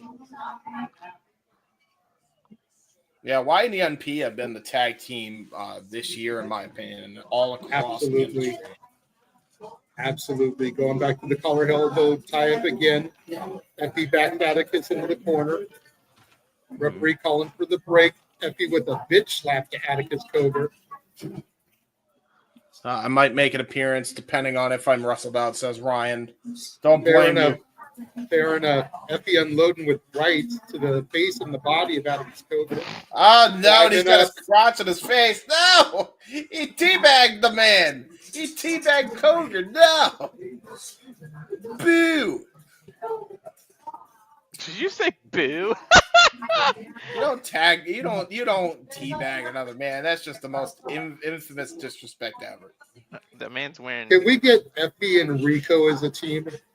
right? Yeah. Rico And managing Effy. Only in no, Vegas. have them It's as a true. team, and then Rick DeMar Martel's their manager. Vandal 48 already getting involved there. Big boot from Effy to Atticus Cogar. Charges in with a running boot. Yeah, Yakuza kick there by Effy. And that sets up usually for the leg choke. Dude is Yep, flexible. there he though, goes. Effy. To your point, James. Yeah, he is flexible, man. Like, Effy is a very underrated wrestler. I feel like because a lot of people want to write him off because of his gimmick, but you really shouldn't, man. He's a really good wrestler. I made that very mistake when I first saw Effy. I thought he was a joke. But the more we've covered GCW, the more I've realized that he's actually a hell of a wrestler. I kept seeing him on like Facebook clips of like wrestling and like him and the guy who does the Michael Jackson stuff. Yeah. Oh, Santana Jackson. Uh-huh. Great. A little spin-a-rooney here from Effy after that. Yeah, man, he's really Well, good. we're in Texas, home of Booker T, dog. This is true. There's Otis yeah, grabbing man. the leg of Effy there, allowing Atticus to get the advantage. My High God, I depth. wish. Oh, wait a minute. Oh, moonsault while he was hanging on the ropes. Jesus Christ. That was great. I wish my friend was here on camera. When I tell you he's got the dreads, the baby dreads right now, he looks like Booker T in 2003. Like I was like, I call him Booker T. You know what's funny, by the way? Booker T on the House of Glory show tonight had his tag team that he's developing, High Dev, in placement of Manderson Shire. Right on. Great suplex there by him. But yeah, Yep, the leg gets 2 count on Effy. yeah, but they ended up having a really good tag match with Main Event, who have also really impressed. Honestly, they're right up there over YDNP also. They're a really good act, as we have called. I don't know before, if I would JJ. say over, but they're on the level. Yeah. YDNP, I think, is the tag team of the year right now. I know nobody's going to say that because they're going to go with like the Young Bucks or the Hurt Syndicate or the Street Profits, some major team. But for me, it's YDNP. Hell 100. yeah. Great leg drop, by the way, over the back of Effy after the distraction from Vandal 48. Mm-hmm. Napier and Otis doing something now. They were walking off with a purpose. Yep. Oh, no. How many doors have we had? Table. We've had more than 3. Yeah, we had okay. 3 in the I Quit match alone. We had 3 in the I Quit we match. had a Canadian destroyer off the top rope to Stackhouse through 2 doorbridge tables. Damn. Okay. Damn, bro. They are getting doors set up here. There's 2 more doors here. Yep. There was a door used at GCW by fucking Mason, of course. And you mean Hog? Yeah, and Hog. So that means Effy back into the ring. So there's 6, and there was probably more in the damn the match I missed. Oh yeah, there have been a few. I don't think we've quite hit double digits yet, but we might be right about there. I thought Forbidden Door with the sleeper hold, referee checking to make sure it doesn't slip into choke territory. That's a E even fair though point. I think Effy would enjoy being choked. Yeah, you That made might the be joke, foreplay not to me. him. Back elbow strike only garners a 2 for Atticus. You know, I was gonna say I thought Forbidden Door wasn't until next month. This is GCW, James. Doors aren't forbidden here. This is very fair. Atticus going for the No, skewer. no, please. Oh, he actually put up the crowd. Okay. Fake out. Little Okada action there. Nice clothesline from Effy dropping Cogar there. Oh, nice spinning back kick. Yeah, Cogar trying to keep the pace up here, but Effy's not going to let him here. Clubbing shots to the back from Atticus. Try to go for a brain buster. Uh-oh. Gut shots from Cogar. There it is. Nice Northern Lights. Small bridge there from Effy. Gets a 2 count on the Cogar. Oh, no. Oh, Earthquakes move. The ultimate teabag. No. Goes for it again. He's going for the Halo special. The teabag. I'd call it the Boston Tea Party, but, you know. He's not from Boston. Is he? And there's already a move called that. I think it's Eddie Edwards. Yep. Boston Knee Party. Oh, yeah, the Boston Knee Party. This time he sits on him with the hook of the leg, gets a 2 count on Cogar. Yeah, and look at that. Otis was trying to stop him from getting that pin cover, by the way. He actually tried to trip his leg up, was a little bit late on the draw. That's the problem for Effy, man. He's got to have some backup in the back, hopefully, to fight that force off of Christian Napier and Otis Cogar at ringside. He's all alone. Oh, shit! Razor's Edge! Gets 2. Cogar kicks out. 2.5 there. That was really, really nice. And the way he turned it, by the way, from the Dr. Bomb into the Razor's Edge, I don't think I've seen that done like that, you know. Mm-hmm. That's Effy pretty does damn some good. Crazy shit. To your point about Effy being underrated. Yeah, man. Oh, yeah, man. Because it is in Texas. We got to hit the Booker T line at least once. What's Effy doing here? Going to the top rope. Top rope teabag? Sorry. Wait, he actually might be looking for it, you know. Oh, my God. I was joking. Yep. Hook the leg. Gets 2. 2.5 again. A super teabag. I thought he was not. I thought he was going to go for a double style. God damn. This isn't AEW, Walter. We're not sponsored by Superman here. Right. Uh-oh. Steel chair brought into play by Otis Cogar. Tosses it to Atticus. Somebody tell Effy you're not supposed to double dip. Ha. Oh! Brutal spear. Effy with the chair. Throws it at Otis Cogar. Sabu style. Napier over to check on him. Dude, he Hadoukened that chair right in the face. Hadouken! Oh, come on. no. What is Effy looking for? There's enough doors right there. Oh, no. I think he's looking for the barbed wire door. No. Oh, no. They don't think That's they're about the only barbed thing wires. you haven't seen. Nope, that's a broken one from the earlier match. Broken door. Yep, look at the blood on one of them. Oh, my God. That was from the I Quit match with Stackhouse and AJ.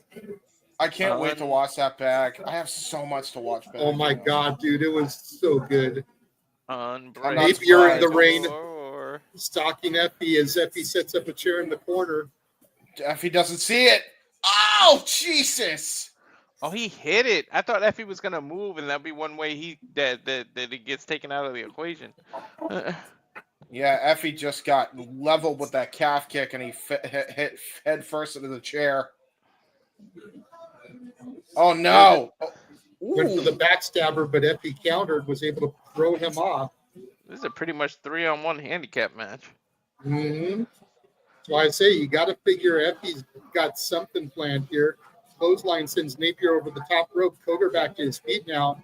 Effy's got to be aware. Oh, uses Jesus. the door to crack Cogar over the head. I mean, hey, use every weapon to your advantage here. That door swings open. It's not the only thing that swings in this match. Right. Nope. It's also Effy's sexuality. Ah! Sabu's the door right into the face of Cogar. See, I knew where he was going with that, and I had to hit the home run. Thank you. You're welcome. I knew where he was going. When you explain the joke, it kind of takes the punch away from it. That's true too. That's true too, but I'm also autistic, so I have to do things. Anyway, was he gonna Death Valley Driver him through that door? Driver, yeah, he was. Cogar was able to counter right in the shoulder. Oh no! Yo, where the hell did that dollar come from? Christian You see Napier. Napier on the outside there. He had it. Probably found it under the tape, the rain. Oh no. White noise of lights. sorts there from Cogar. The lights make the ladder like a weird color. There is a What little the- bit of a bluish hue there. Oh shoot! It's Manders! You can't say Manders. The You have to one say the called whole name. Manders. Manders. Yeah. You are Chuck correct. Xavier off the ladder through the broken door. That was brutal. There we go. Hey, he's got Effy's some got a backup. little bit of backup there, but he's busted open. If only Tom Shire could come out here. He's busted open, but not the podcast. No. No. If only Tom Shire could come out as well, then he would actually have an evened out scenario here. Well, let's not forget some of the other enemies Vandal 48 has made. Yeah, true. Joey Janela as well. Yep. Oh, right in the tea bags. Otis with a nice power bomb to Effy. Oh no. Coup de grace from Atticus. That was brilliant combination offense from the brothers here. There's two, and Effy still kicks out. Woo. Atticus thought that was it. He can't believe it. It's only a matter of time before we see the skewers, and I'm scared. Effy's a true champion, man, kicking out of that. Now Otis goes to the one called Manders, gets a field share, brings it in for his brother. And he grabs the weapon called the chair. Ha! There you go. Oh no.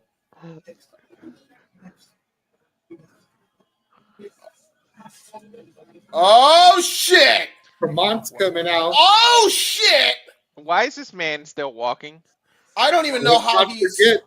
Let's not forget that Tremont beat Otis Cogar in the finals of TOS. That's true. That was the finals, and he's making sure Otis doesn't get involved like the Vandal 48 tried to get involved in his final matchup here. Clothesline from Tremont turns Atticus inside out.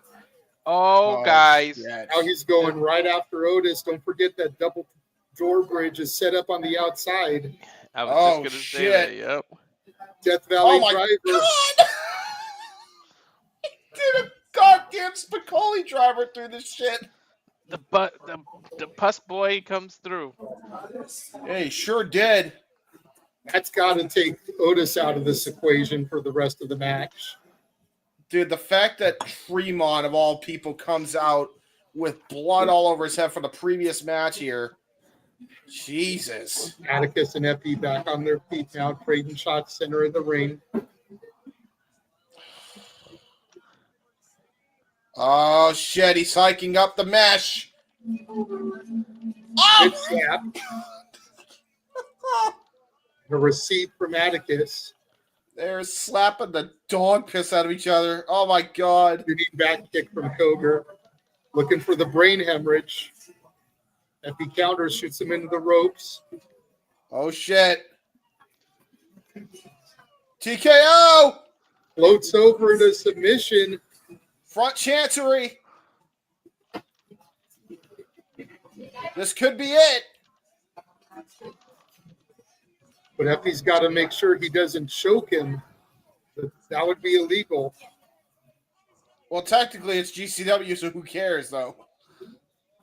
Yeah, it was But the it's same also company. a title match. I think Yeah. there's a level of rules there for the world title.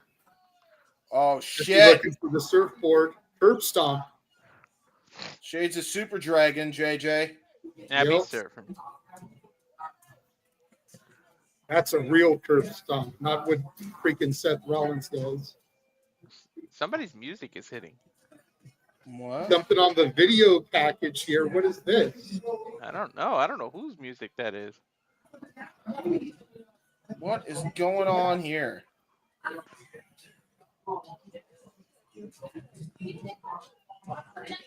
Oh, shit. What? Oh, I don't think we've seen the last of who we just called in the House of Glory main event. It is Charles Mason. Oh, no! Viewers to Effy. Shish kebab. Oh, no.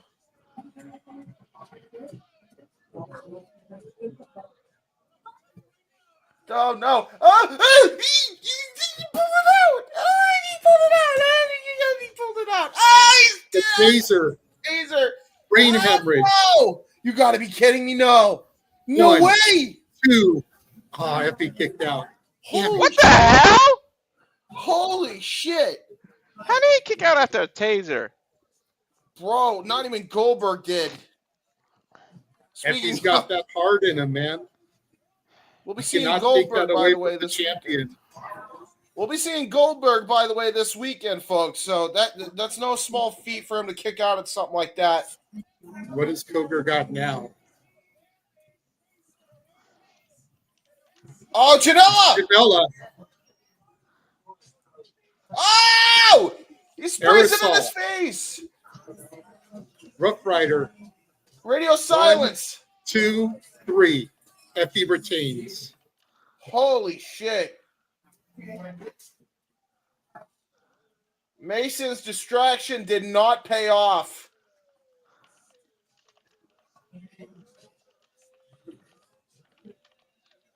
But if I'm Effy, I'd look behind you, but I'd look behind you, to your left, to your right. Despite the winner of the match being Effy, I would still make sure that Mason's nowhere to be found here.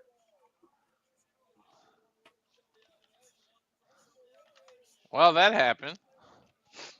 Well, I mean, Effy retained.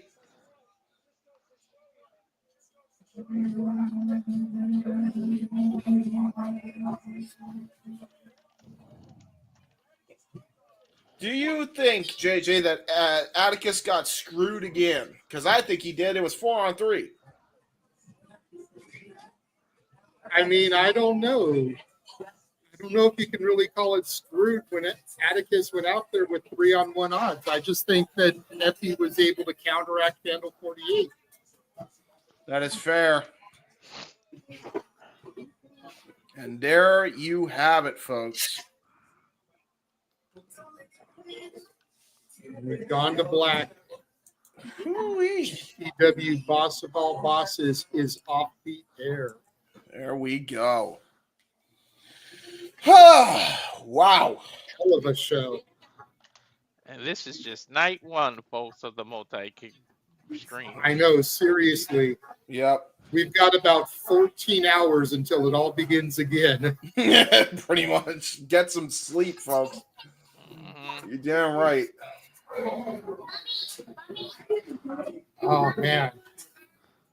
Good stuff. Good stuff. Well, thank you again to everybody that has joined Walter and I for this show.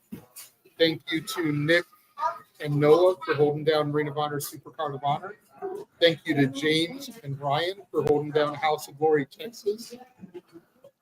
3 out of 7 watch-alongs down. 4 more to go with another trifecta tomorrow. Make sure you tune in tomorrow as we complete the second hat trick. And as I'm throwing out all these hockey references, James, why don't you plug your uncle's doc again real quick? That is fair, folks. Part 2 of my uncle's documentary is out right now. I only have the QR code for part 1, but there is an iCard that directly takes you to part 2 on that video. So go watch both of those parts if you haven't already. Primarily part 2, as it is out right now for those who have already seen part 1. And yeah, follow me on the YouTube, Instagram, and X at JHebert95 right here. At me. And on Facebook, James Heeman Hebert. If you like adding me on a friend, who the fuck uses Meta nowadays? Who knows? Andronico and Tom Tinks on the internets. Walter. Follow me at Rage of Wrestling on YouTube. The Instagram is walter.cruz.940. Twitter and Blue Skies at Walter Alex Cruz. And follow Tiffany Nieves and make sure you follow me. Get me to the subscriptions or she might come after you. You get it? You got it? Then bueno. And then, of course, you can find me on Instagram, the Renegade JJ Williams, YouTube, Casa D18 Studios, X ROWJJ Williams, and Casa D18 Studio. The last one on X Casa D18 Studio is the one where I participate in and host spaces. So if you want more wrestling conversation from me during the week, make sure you follow that one. And again, tell your friends.